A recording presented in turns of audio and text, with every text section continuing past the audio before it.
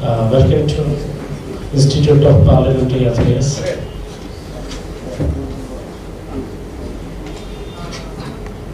Welcome to our new program, Conversation with the Author.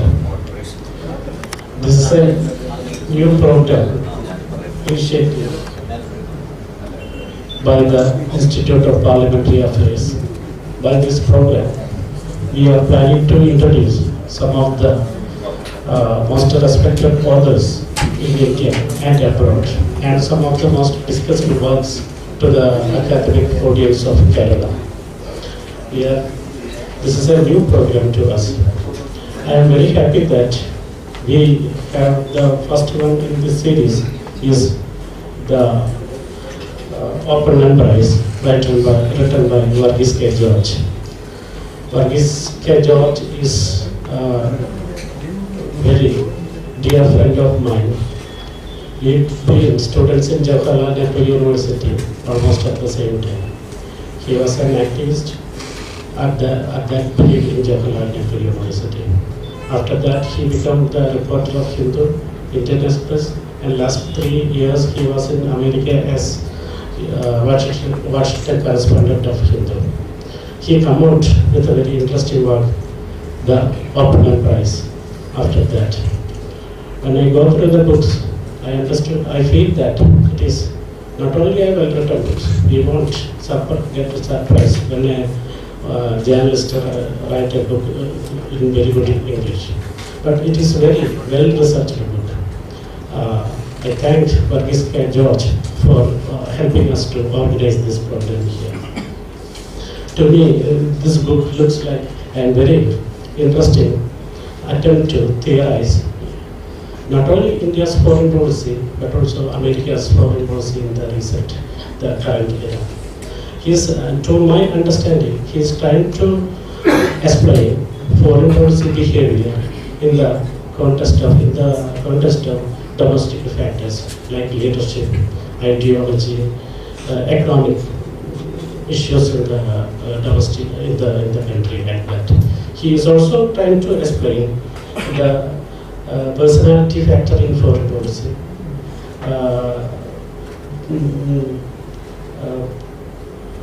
Some of the attempts from the leaders to break from the past and start a new era in foreign policy. In that sense, it is very interesting work. I don't want to continue to discuss about the work because there is a very distinguished panelist to discuss the work. Without taking any time, let me come into my work. We have very good panelists to discuss this work. Dr. Shashistha will be coming at any time. We also have Ambassador Bhadrakumar and M.G. Radhakrishnan to lead the discussion. So, with all the respect and pleasure, I invite our panelists to the program. I also invite Varghese K George, who is the author of the book, to the program. He came from Delhi to be part of the program. I see many familiar faces, scholars, professors from nearby institutions, research scholars, journalists in this room. Welcome friends to this program. I is handed over to Sri Radhakrishnan sir.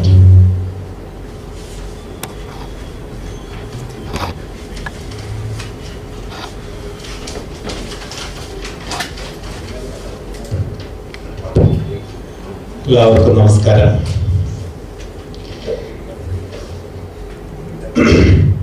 വളരെ സന്തോഷകരമായൊരു ദൗത്യമാണ് ഞാനിവിടെ ഏറ്റെടുത്തിരിക്കുന്നത്.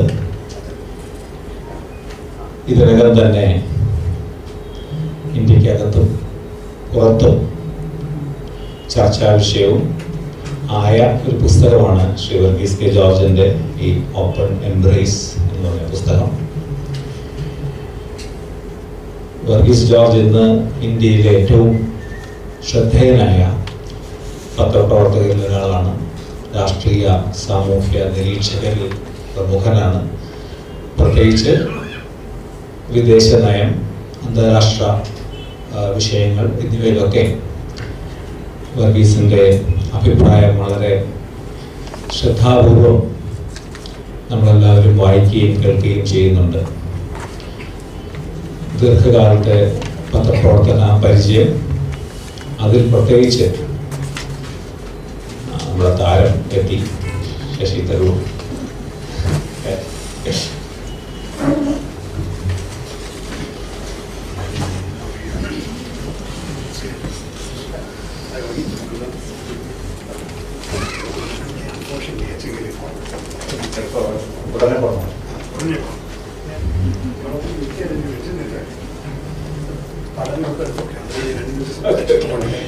ഒരു സ്ഥാനാർത്ഥിയുടെ തിരക്കിനെ പറ്റി ആർക്കും സംശയമില്ലാത്ത കാര്യമാണ്. അദ്ദേഹത്തിന് ഉടനെ തന്നെ ഈ ആറ്റിക്കര വരെ പോകാനുള്ളതായതുകൊണ്ട് ഞാൻ ഈ 2 വാചകം പറഞ്ഞ് നിർത്തി. വർഗീസിന്റെ ഈ ദീർഘകാലത്തെ പത്രപ്രവർത്തന പരിചയം, ഹിന്ദുവിൽ ഡെപ്യൂട്ടി റെസിഡന്റ്, അതിനു മുമ്പ് അദ്ദേഹം ഇന്ത്യൻ എക്സ്പ്രസിലും ഹിന്ദുസ്ഥാൻ ടൈംസിന്റെ ബ്യൂറോ ചീഫായിരുന്നു ഡൽഹിയില്. ഈ അദ്ദേഹത്തിന് ഹിന്ദുവിലെ അദ്ദേഹത്തിന്റെ പരിചയ കാലത്ത്, പിന്നെ പ്രവർത്തന കാലത്ത് ഏറ്റവും പ്രധാനപ്പെട്ട ഒരു അസൈൻമെന്റ് ആയിരുന്നു അമേരിക്കയിലെ പിന്നെ ഹിന്ദുവിന്റെ കറസ്പോണ്ടന്റ് ആയിരുന്നത്. പക്ഷെ അന്ന് അദ്ദേഹം നേരിട്ട് ട്രംപിന്റെയൊക്കെ വരവിന്റെ സമയത്താണ് അദ്ദേഹം ഉണ്ടായിരുന്നത്. ആ നേരിട്ട് കണ്ട് ബോധ്യപ്പെടുകയും അറിയുകയും ചെയ്ത പിന്നെ അനുഭവങ്ങളിൽ നിന്നും അറിവിൽ നിന്നും ഒക്കെ നമുക്ക് ലഭിച്ചിരിക്കുന്ന വളരെ അമൂല്യമായ ഒരു പുസ്തകമാണിത്. അദ്ദേഹം ഒരുപാട് പുരസ്കാരങ്ങൾ നേടിയിട്ടുള്ള ആളാണ്. പത്രപ്രവർത്തന രംഗത്തെ ഏറ്റവും പ്രധാനപ്പെട്ട പുരസ്കാരങ്ങളെല്ലാം രാംനാഥ് ഗോയങ്ക അവാർഡ്, പിന്നെ Prem Bhatia award, international press ഇൻസ്റ്റിറ്റ്യൂട്ടിന്റെ excellence in journalism award, transparency international award, ഇതൊക്കെ വാസ്തവത്തിൽ മാധ്യമ രംഗത്തുള്ളവർക്ക് അറിയാൻ ഒരുപക്ഷെ ഇതിന്റെ ഏറ്റവും ആദരിക്കപ്പെടുന്ന പുരസ്കാരങ്ങളാണ്. പറഞ്ഞു വരുന്നത് ഇത്രയധികം കഴിവും പ്രതിഭയും അറിവും എല്ലാം തെളിയിച്ച ഒരു മലയാളിയായ അഭിമാനകരമായ കാര്യമാണ്. നമുക്ക് പത്രപ്രവർത്തകരിൽ നിന്ന് അന്താരാഷ്ട്ര തലത്തിലും ദേശീയ തലത്തിലും ഏറ്റവും വളരെ ശ്രദ്ധേയമായ ചില നിരീക്ഷണങ്ങൾ ഉൾക്കൊള്ളുന്ന പുസ്തകം. ഈ പുസ്തകം പ്രധാനമായിട്ട് ഇതിനകത്ത് നമ്മുടെ സ്വാഗത പ്രസംഗം പറഞ്ഞതുപോലെ അമേരിക്കയും ഇന്ത്യയും ഒരു വശത്ത്, പ്രത്യേകിച്ച് ഡൊണാൾഡ് ട്രംപും നരേന്ദ്രമോദിയും തമ്മിലുള്ള ഈ പുതിയ ഒരു ഊഷ്മളമായ ആലിംഗനം, ഓപ്പൺ ആയിട്ടുള്ള ഒരു ആലിംഗനം, അത് പ്രത്യയശാസ്ത്രപരമായി, രാഷ്ട്രീയപരമായി, മൂല്യപരമായി ഒക്കെ ഉള്ള ഒരു എംബ്രേസ്, അതിൻ്റെ വിവിധ വശങ്ങളെയാണ് ഈ പുസ്തകം പിന്നെ വളരെ വ്യക്തമായി കണ്ടെത്തുന്നത്. അതിൽ സാമ്യങ്ങൾ എന്താണ്, എങ്ങനെയാണ് ഡൊണാൾഡ് ട്രംപും പിന്നെ നരേന്ദ്രമോദിയും ഒരു പ്രത്യേക സവിശേഷമായിട്ടുള്ള ഒരു കോമൺ സോണിൽ, ഒരു പൊതുമേഖലയിൽ ഒന്നിക്കുന്നത്, അതെങ്ങനെ ലോകത്തെ മാറ്റി തീർക്കാനിടയുണ്ട് എന്നൊക്കെയുള്ള പ്രധാനപ്പെട്ട കാര്യങ്ങളാണ്. അതിൽ ഏറ്റവും പ്രധാനം എങ്ങനെ ഈ ഡൊണാൾഡ് ട്രംപും നരേന്ദ്രമോദിയും 2 വ്യക്തികളാണെങ്കിലും ആ 2 വ്യക്തികൾ ഒരു കാലഘട്ടത്തിന്റെ സൃഷ്ടിയാണ്. അവരുടെ നയങ്ങളും അവരുടെ പെരുമാറ്റ രീതികളും ഒക്കെ വളരെ സവിശേഷമായ വ്യക്തിപരമായിട്ടുള്ള പല പ്രത്യേകതകളൊക്കെ ഉണ്ടെന്ന് നമുക്ക് ബാഹ്യതലത്തിൽ തോന്നിയാലും അങ്ങനെ 2 ചരിത്ര വ്യക്തികളെ സൃഷ്ടിച്ച ഒരു കാലഘട്ടത്തിനെ കുറിച്ചാണ് അദ്ദേഹം പറയുന്നത്. ആ കാലഘട്ടം മുന്നോട്ട് വെച്ച 2 വ്യക്തികളാണ്.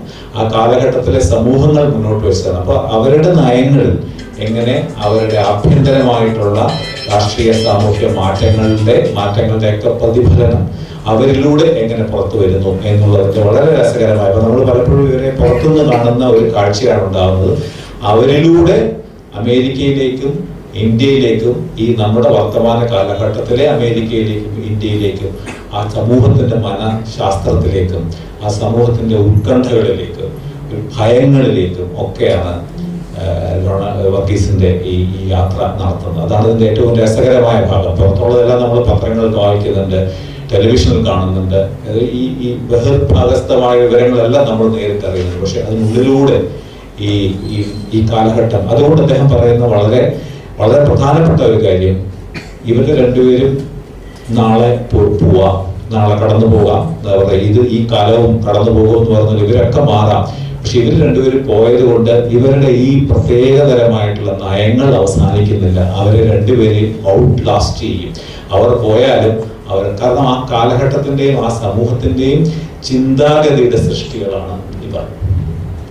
അപ്പൊ ഇതാണ് ഇതിന്റെ ഏറ്റവും വളരെ വളരെ ശ്രദ്ധേയമായിട്ടുള്ള നിരീക്ഷണം. അതുകൊണ്ട് എങ്ങനെയാണ് ഇത് രണ്ട് ഫിലോസഫി എന്ന് പുറകെ തോന്നിയാൽ അതിനുള്ള വൈരുദ്ധ്യങ്ങൾ എന്താണ്, ഒന്നിച്ചു നിൽക്കുമ്പോഴും എങ്ങനെയാണ് ട്രംപും മോദിയും ഇന്ത്യക്കും അമേരിക്കയ്ക്കും ഇത് രണ്ടുപേർക്കും പരസ്പര വിരുദ്ധമായിട്ടുള്ള ചില രാഷ്ട്രീയ പ്രത്യാഘാതങ്ങൾ ഉണ്ടാക്കാൻ ഇവർക്ക് കഴിയുക എന്നൊക്കെ തുടങ്ങുന്ന വളരെ രസകരമായിട്ടുള്ള വളരെ വളരെ സമഗ്രമായ സർവ്വതല സ്പർശിയായ ഒരു യാത്രയാണ് വർഗീസ് ചെയ്യുന്നത്. ഈ പുസ്തകത്തിന് അഭിനന്ദനം. ഇനി സമയം പെട്ടെന്ന് പോകണം. എനിക്കറിയാം ശശി ഇപ്പോൾ വെപ്രാളത്തിന്റെ ഇന്നിപ്പോ കുമ്മനം രാജശേഖരന്റെ പേര് പ്രഖ്യാപിച്ചിരിക്കുകയാണ്. അതുകൊണ്ട് ആദ്യമേ ശശിക്ക് all the best and this is your stage.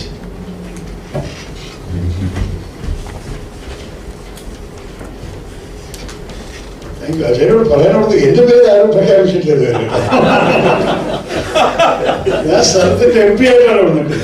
എന്തായാലും ബഹുമാനപ്പെട്ട അധ്യക്ഷൻ ശ്രീ എം ജി രാധാകൃഷ്ണൻ, എന്റെ സുഹൃത്തും നമ്മളുടെ എല്ലാവരും ബഹുമാനിക്കുന്ന ഒരു തിരുവനന്തപുരം നിവാസിയാണ് അംബാസഡർ ഭദ്രകുമാർ. അദ്ദേഹം 1ാം റാങ്ക് നേടി നമ്മുടെ ഫോറിൻ സർവീസിലെ ഒരു വ്യക്തിയെ പ്രവർത്തിച്ചിട്ട് അംബാസഡറായിട്ട് റിട്ടയർ ചെയ്തപ്പോൾ നമ്മുടെ അടിയിൽ കാണുന്നു. Nice to welcome him. Shri M G രാധാകൃഷ്ണനെ കുറിച്ച് പറയാൻ ആവശ്യമില്ല, ഞങ്ങൾ അദ്ദേഹത്തെ നന്നായി കേട്ടു. Shri M G Radhakrishnan and ഇന്നത്തെ നമ്മുടെ താരം, ഇന്നത്തെ ഈ പുസ്തകത്തിന്റെ ഓപ്പൺ എംബ്രേസിന്റെ നമ്മളെല്ലാവരും പ്രകാശനം ചെയ്യാനും ചർച്ച ചെയ്യാൻ എത്തിയ എഴുത്തുകാരനും ജേർണലിസ്റ്റുമായ ശ്രീ വർഗീസ് കെ ജോർജ്, ഇവിടെ ഇരിക്കുന്ന എല്ലാ അക്ഷരപ്രേമികളെ എല്ലാവർക്കും എൻ്റെ വിനീതമായ നമസ്കാരം. സത്യമാണ്, ഞാൻ തിരക്കിലാണ്. ഒന്നാം കാര്യം, എൻ്റെ പ്രോഗ്രാമിൽ ഒരു തെറ്റുണ്ടായിരുന്നത് 6 മണി ആണ് എഴുതിയിട്ടുണ്ടായിരുന്നത്. ആക്ച്വലി നിങ്ങളെല്ലാവരും 5 മണിക്ക് കുടിയെന്ന് കേട്ടപ്പോൾ ഞാൻ പറഞ്ഞു അങ്ങനെയാണെങ്കിൽ ഞാൻ നേരത്തേക്ക് പോകുന്ന പകരം ആദ്യം ഇവിടെ വന്ന് 2 വാക്ക് പറഞ്ഞിട്ട് നേരത്തേക്ക് പോകും. കാരണം നേരത്തെ കയറിയ 2 ചടങ്ങ് 4:30ക്കും 5:00നും വെച്ചിട്ടുണ്ടായിരുന്നു. ഇതിനെ 6 മണിയായിരുന്നു എൻ്റെ പ്രോഗ്രാമിൽ കണ്ടത്. എന്തായാലും നിങ്ങളെല്ലാവരും കാണാൻ വലിയ സന്തോഷം. കാരണം ഈ പുസ്തകത്തിനെ കുറിച്ച് ജനങ്ങൾക്ക് അറിവുണ്ടാവണം. വർഗീസ് കെ ജോർജ് ഞാൻ ആദ്യം അറിയപ്പെടുന്നത് ആദ്യം ഹിന്ദുസ്ഥാൻ ടൈംസിൽ ഒരു ജേർണലിസ്റ്റ് ആയിരിക്കുമ്പോൾ എന്നെ ഇടയ്ക്കിടയ്ക്ക് വിളിക്കും അതിന് മുന്നൊരു കമന്റ് ചോദിക്കാൻ. അങ്ങനെ ബന്ധപ്പെട്ട് ഞങ്ങൾ ഒരു ഫ്രണ്ട്ഷിപ്പ് ആയ ശേഷമാണ് അദ്ദേഹം ഹിന്ദു പത്രത്തിൽ ചേർന്നിട്ട് അമേരിക്കൻ കറസ്പോണ്ടന്റ് ആയിട്ട് പോയത്. അവിടുന്ന് അദ്ദേഹം തിരിച്ചു വരുന്ന സ്ഥിതിയിൽ ഇപ്പോൾ ഡൽഹിയിലത്തെ ഡെപ്യൂട്ടി റെസിഡന്റ് എഡിറ്ററായി പ്രവർത്തിക്കുന്ന ഒരു വ്യക്തിയാണ്. പക്ഷെ അവിടുന്ന് വരുന്ന മുമ്പ് അദ്ദേഹത്തിന്റെ ഈ ചില വർഷങ്ങളുടെ അനുഭവവും അദ്ദേഹത്തിന്റെ ഒരു ജേർണലിസ്റ്റിന് വലിയ കഴിവുള്ളത് റിപ്പോർട്ടിംഗ് ആണല്ലോ. ആൾക്കാരെ കാണുക, സംസാരിക്കുക, അവരെ കണ്ട് അവരെ ഒബ്സർവ് ചെയ്യുക, അവരുടെ എന്തൊക്കെയാണ് രീതികൾ, അവരെങ്ങനെയാണ് പ്രവർത്തിക്കുന്നത് എല്ലാം കണ്ട് മനസ്സിലാക്കുക. ആ ജേർണലിസ്റ്റിന്റെ ക്വാളിറ്റിയുടെ ഒപ്പം ഒരു അക്കാഡമിക് സ്കോളറിന്റെ റിസർച്ച് കൂടി ചെയ്തിട്ട്. കാരണം അദ്ദേഹത്തിന്റെ പുസ്തകത്തിൽ ജേർണലിസ്റ്റുകാരൻ ചെയ്യാത്തൊരു കാര്യമാണ്, നിറയെ ഫുട് നോട്ട്സ് ഉണ്ട്. വല്ല പ്രശ്നമാണ് എവിടുന്നാണ് വന്നിരിക്കുകയാണ് അങ്ങനെ ഫുട് നോട്ട് നമുക്ക് കണ്ടുപിടിക്കാൻ. ഗോൾവാൾക്കർ ഒരു കാര്യം പറഞ്ഞാൽ ഉടനെ എനിക്ക് ഗോൾവാൾക്കറെ കുറിച്ച് ചില അഭിപ്രായം ഉണ്ടല്ലോ, വേഗം ഞാൻ ഫുട് നോട്ട് നോക്കി. അങ്ങനെ തന്നെ നമുക്ക് എല്ലാം ചെക്ക് ചെയ്യാനും ക്രോസ് ചെക്ക് ചെയ്യാനും ശരിക്കും ഒരു സ്കോളർഷിപ്പും ജേർണലിസവും രണ്ടുമുള്ള ഒരു പുസ്തകമാണ് ഈ ഓപ്പൺ എംബ്രേസ്.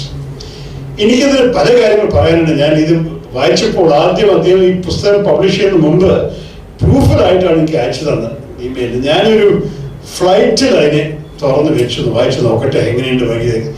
4.5 മണിക്കൂറിന്റെ ഫ്ലൈറ്റ് എങ്ങനെ പോയി എനിക്കെന്നെ അറിയില്ല. അത് പ്ലെയിൻ അവസാനം ലാൻഡ് ചെയ്ത് ടാക്സി ചെയ്യുമ്പോഴാണ് ഞാൻ കുറച്ചും കൂടി പറഞ്ഞത് അയ്യോ കുറച്ചും കൂടി ലേറ്റ് ആവായിരുന്നു വരും നമ്മൾ ഈ പുസ്തകത്തെ ഫുള്ളായിട്ട് കേൾക്കണം. അത്രത്തോളം ഇൻട്രസ്റ്റിംഗ് ആയിട്ടാണ് വർഗീസ് എഴുതിയിരിക്കുന്നത്. അദ്ദേഹത്തിന്റെ പല കോൺട്രിബ്യൂഷൻസ് ഉണ്ട് ഇതിൽ. പക്ഷെ ഒന്നെനിക്ക് പ്രത്യേകിച്ച് ഇഷ്ടപ്പെട്ടത് അദ്ദേഹം ഒരു സാധാരണ ഇന്റർനാഷണൽ റിലേഷൻസ് അനാലിസിസ് അല്ല ചെയ്തിരിക്കുന്നത്. ഭദ്രകുമാർ സാറിന് നമ്മൾ പറയാൻ സാധിക്കും. കാരണം അദ്ദേഹം ഒരു അംബാസഡറായിട്ട് പ്രവർത്തിച്ചിട്ടുണ്ട്. പല അഭിപ്രായങ്ങളും അദ്ദേഹം മാധ്യമത്തിൽ എഴുതിയ ഒരു വ്യക്തിയാണ്.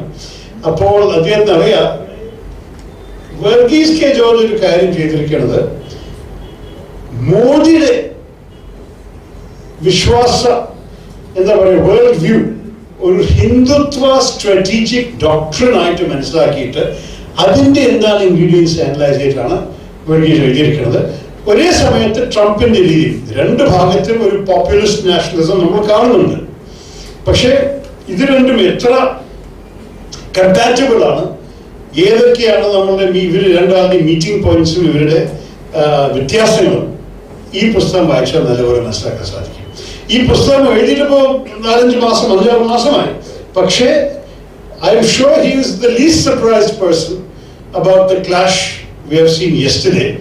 ഈ ട്രംപ് പോയിട്ട് നമ്മളുടെ ഇന്ത്യയെ general system of trade and preferences മാറ്റിയിട്ട് ഇന്ത്യയുടെ ഇതിലൊരു ട്രേഡ് യുദ്ധം ആരംഭിച്ചപ്പോൾ ബാക്കി എല്ലാവരും ഞെട്ടി. അയ്യോ, മോദിയും ട്രംപും വലിയ സുഹൃത്താണെന്ന് വിചാരിച്ചുല്ലോ എന്ന്.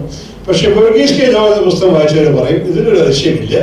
ചില എലിമെന്റ്സിൽ ഈ രണ്ട് കമ്പാരിറ്റീവ് പോപ്പുലിസ്റ്റ് നാഷണലിസംസ് ആർ ഇൻകമ്പാറ്റബിൾ. അതാണ് പിന്നെ ഒരു പോയിന്റ് പറയാനുള്ളത്. മറ്റേത് ഈ ഹിന്ദുത്വ സ്ട്രാറ്റജിക് ഡോക്ടറിന്റെ വിഷയത്തിൽ എനിക്ക് പറയാനുള്ളത്, നമ്മൾ ചിലപ്പോൾ മോദിജീന്റെ ഇപ്പോഴത്തെ പ്രഭാഷണങ്ങൾ മാത്രം കണ്ടിട്ട് അദ്ദേഹത്തിന്റെ അനലൈസ് ചെയ്യാൻ ശ്രമിച്ചാൽ അത് വലിയൊരു തെറ്റാണ്. കാരണം അദ്ദേഹത്തിന്റെ ബാക്ക്ഗ്രൗണ്ടിൽ ഒരു ജീവിത ചരിത്രം ഉണ്ട്. അദ്ദേഹം RSS ശരിക്കും ജനിച്ചു വളർന്നത് 8 വയസ്സിലാണ് RSS അംഗമാവുന്നത്, ഒരു ബാല സ്വയം സേവകാവുന്നത്. അത് കഴിഞ്ഞിട്ട് അദ്ദേഹത്തിന്റെ പ്രവർത്തനവും അദ്ദേഹത്തിന്റെ പഠിപ്പും അദ്ദേഹത്തിന്റെ എല്ലാവിധത്തിലും കിട്ടിയ ഇന്റലക്ച്വൽ ട്രെയിനിങ് 100% RSSനകത്തായിരുന്നു. വേറെ എവിടെയും പഠിച്ചിട്ടില്ല. ശരി, ഒഫീഷ്യലി ഡൽഹി യൂണിവേഴ്സിറ്റിയിൽ കറസ്പോണ്ടൻസ് ചെയ്തിട്ട് ഇതുവരെ ചരിത്രത്തിൽ ഡൽഹി യൂണിവേഴ്സിറ്റി ഓഫർ ചെയ്യാത്ത ഒരു കോഴ്സിൽ അദ്ദേഹം ഡിഗ്രി വാങ്ങിയിട്ടുണ്ട്. അതിന്റെ യാഥാർത്ഥ്യം നിങ്ങളെല്ലാവരും കരുതുന്നു വിചാരിക്കുന്നു. പക്ഷെ അത് വെച്ചിട്ട് അദ്ദേഹത്തിന്റെ മനസ്ഥിതി നമ്മൾ മനസ്സിലാക്കേണ്ടത് ഒരു RSS പ്രചാരകന്റെയാണ് അദ്ദേഹത്തിന്റെ വിശ്വാസങ്ങളെല്ലാം.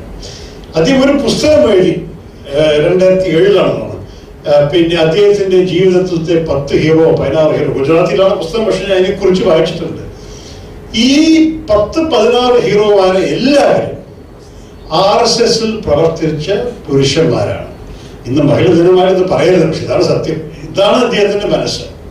അപ്പൊ ഇവരെല്ലാവരും എന്താ വിശ്വാസം?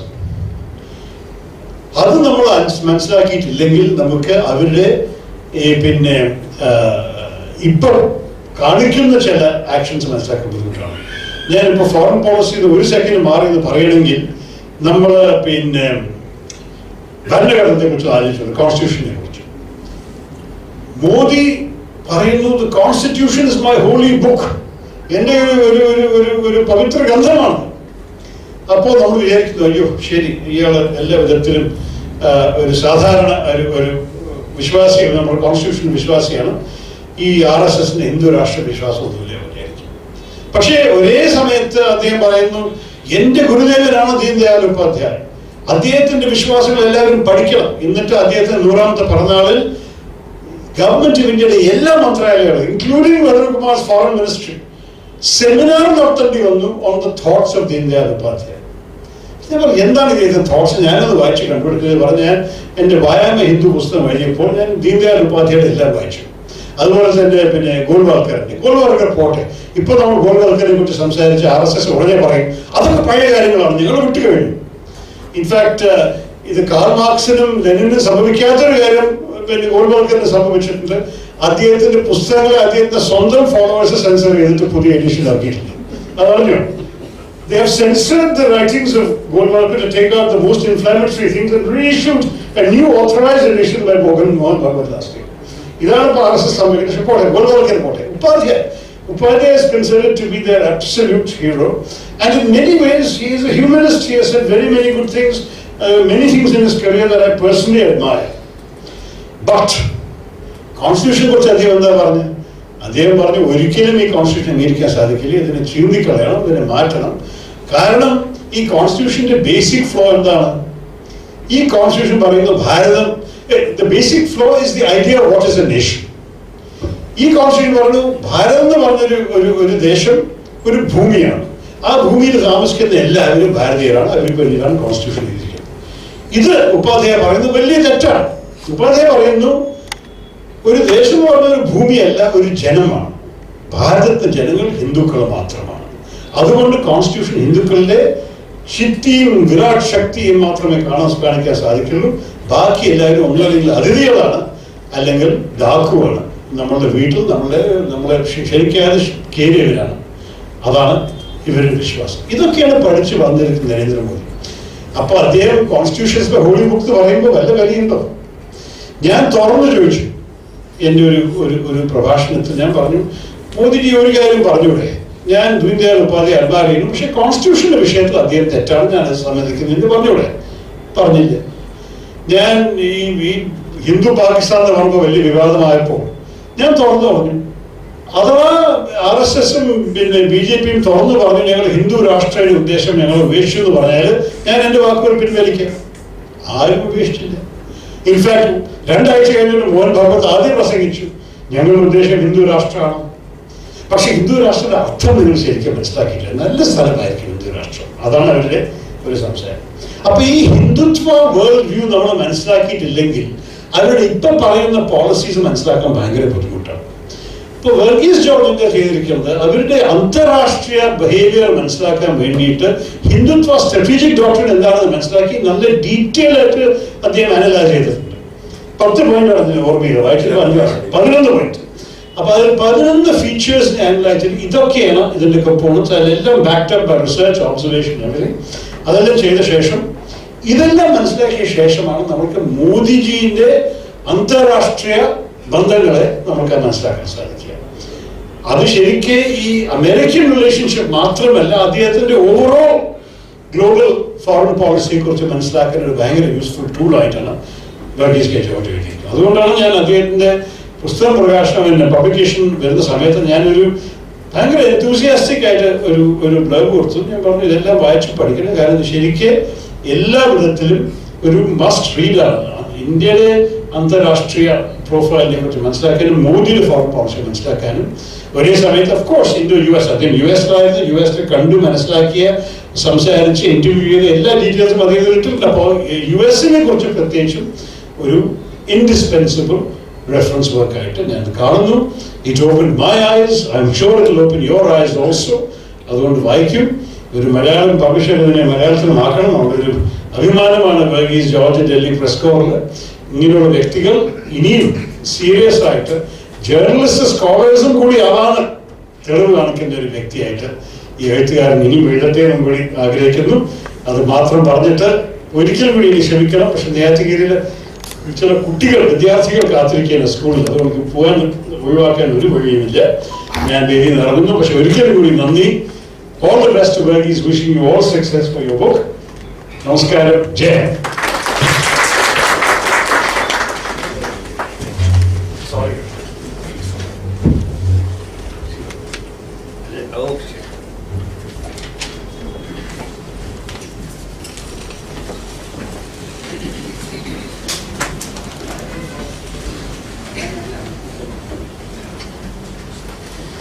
നമ്മുടെ പരിപാടിയുടെ ഒറിജിനൽ ക്രമം അനുസരിച്ച് മോഡറേറ്ററിൻ്റെ കമൻസ് കഴിഞ്ഞാൽ വർഗീസ് ജോർജിൻ്റെ ഒരു ബ്രീഫ് സ്പീച്ചാണ്.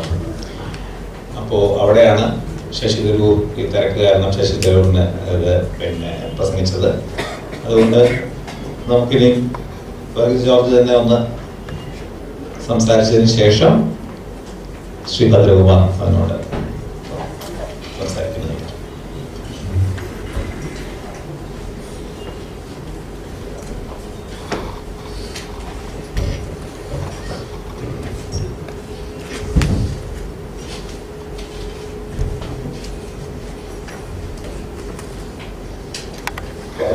ഞാനൊരു 7-8 മിനിറ്റ്സിൽ മോഡോട് പോകുന്നില്ല. Thank you ambassador Fatehkumar, thank you Shri Radhakrishnan, thank you DB, thank you all for coming here and a lot of you. നമ്മൾ പലരും നമുക്ക് നേരിട്ടറിയാം, നേരത്തെ മുതൽ തന്നെ പലരെയും ഇന്ന് പരിചയപ്പെടാൻ സാധിച്ചു. So thank you all for being here. So ഈ ബുക്കിൽ ഞാൻ എന്താണ് ചെയ്യാൻ ശ്രമിച്ചതെന്നുള്ളതിനെ പറ്റി ഒരു brief introduction you already got. I just summarise those remarks in a few minutes. So the deviation that this commentary takes from conventional mode of approaching foreign policy, it tries to see foreign policy from the prism of domestic politics. നമ്മളുടെ on സമൂഹത്തിൽ നടന്നുകൊണ്ടിരിക്കുന്ന ചില വ്യതിയാനങ്ങൾ, ഡിബേറ്റുകൾ, സംവാദങ്ങൾ, ഇതിൽ നിന്നൊക്കെ എങ്ങനെയാണ് ഈ രാജ്യങ്ങളുടെ ഫോറിൻ പോളിസി നിർണ്ണയിക്കപ്പെടുന്നത് എന്നുള്ളതാണ് ഇതിൻ്റെ ഒരു ഫണ്ടമെന്റൽ ആയിട്ടുള്ള ഒരു ക്യാരക്ടർ. പർട്ടിക്കുലർലി നമ്മൾ ഡീൽ ചെയ്യുന്നത് അമേരിക്കയും ഇന്ത്യയെ പറ്റിയാണ്. അതിൽ തന്നെ അമേരിക്കയിലും ഇന്ത്യയിലും ഇപ്പോൾ നടന്നുകൊണ്ടിരിക്കുന്നത് ഒരു ഹൈപ്പർ നാഷണലിസ്റ്റ് ഫേസ് ആണ്. അതായത് അവിടെ രണ്ട് പേരുണ്ട്. ഇന്ത്യയും അമേരിക്കയും ലോകത്തിലെ ഏറ്റവും വലിയ ജനാധിപത്യവും ഏറ്റവും പുരാതനമായ ജനാധിപത്യവും ഈ oldest and the biggest democracies of the world. ഇങ്ങനെയാണ് ഇന്ത്യ US റിലേഷൻഷിപ്പിനെ പറ്റി നമ്മൾ പലപ്പോഴും മനസ്സിലാക്കുന്നത്.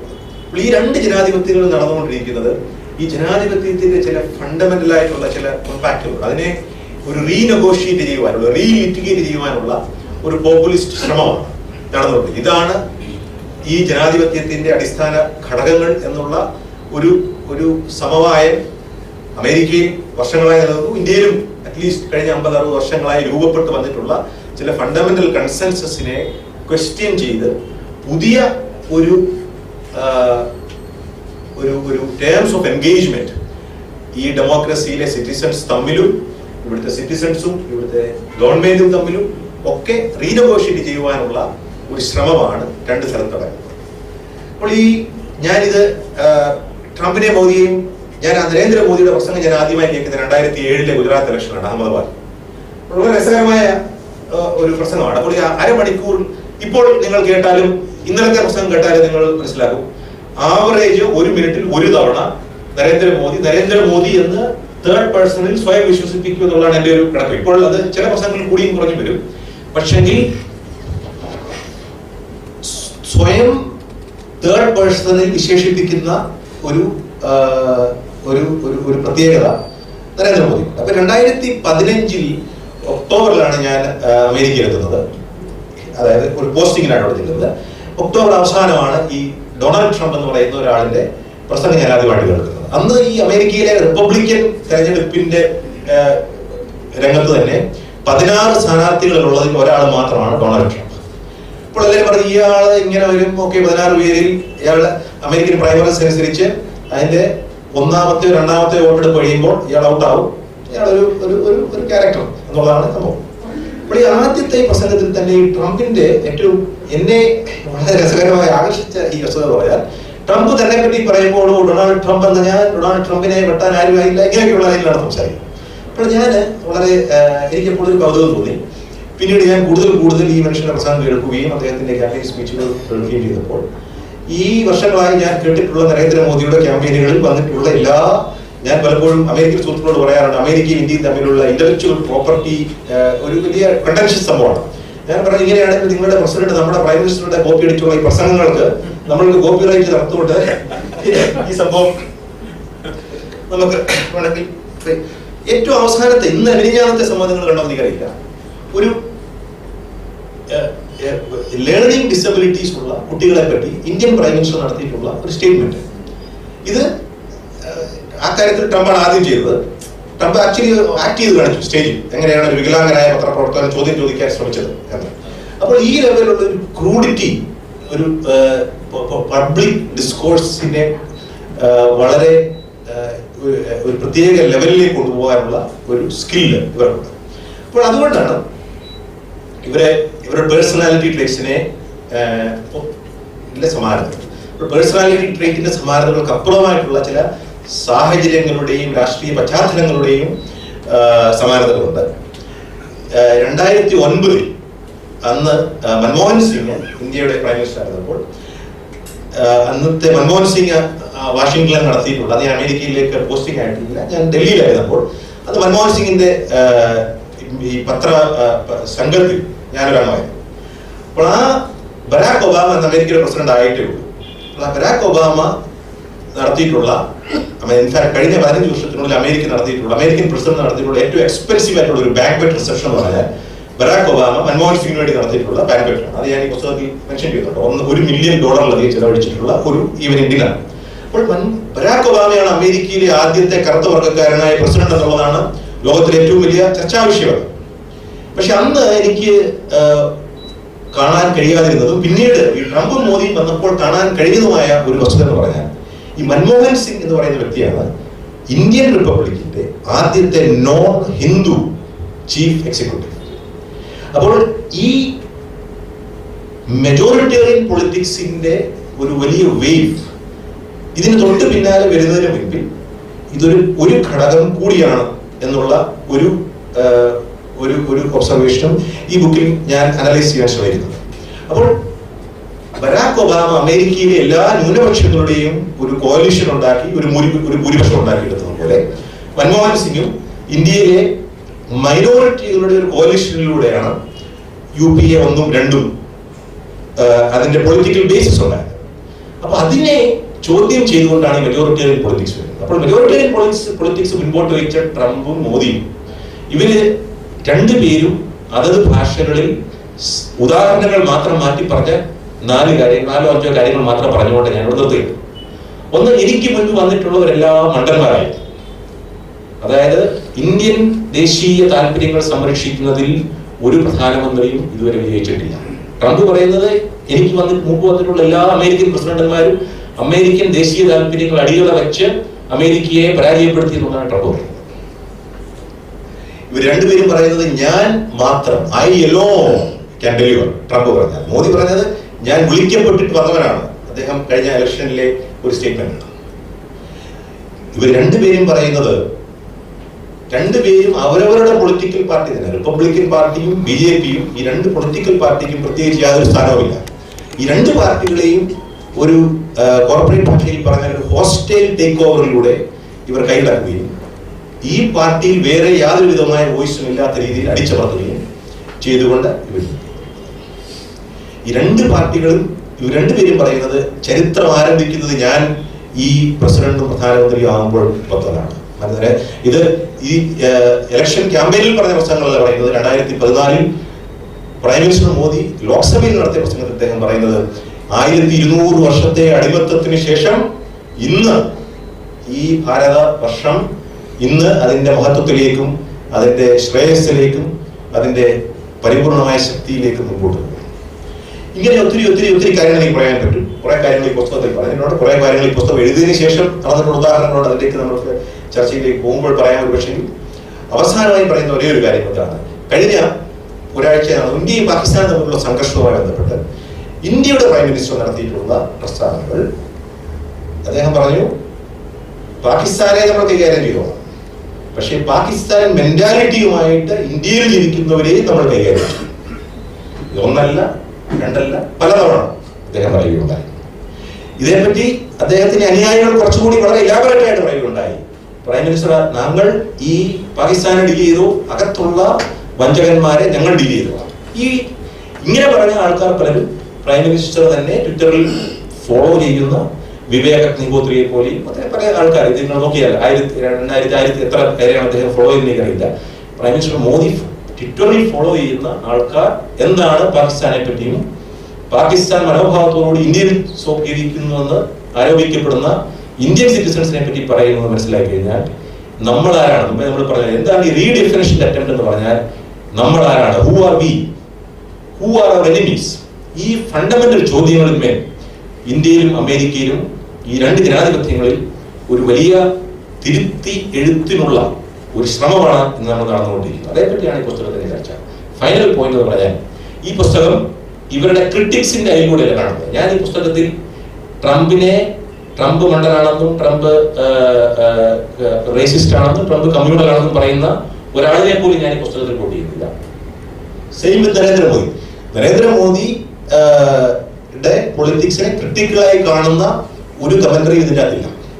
നരേന്ദ്രമോദിയെ പറ്റി നരേന്ദ്രമോദി തന്നെ എന്ത് പറഞ്ഞിട്ടുണ്ടെന്നോ നരേന്ദ്രമോദിയുടെ പൊളിറ്റിക്സിനെ പറ്റി നരേന്ദ്രമോദിയെ സപ്പോർട്ട് ചെയ്യുന്ന ആൾക്കാർ അത് അവരെന്ത് പറഞ്ഞിട്ടുണ്ടെന്നോ അതിനെ RSSന്റെ അല്ലെങ്കിൽ BJPയുടെ വ്യാപകമായ കഴിഞ്ഞ കാലങ്ങളിൽ ദശകങ്ങളായിട്ട് ഇതിന്റെയൊക്കെ ലിറ്ററേച്ചറിൽ വന്നിട്ടുള്ള ഡോക്യുമെന്റ്സ് എന്നാണ്.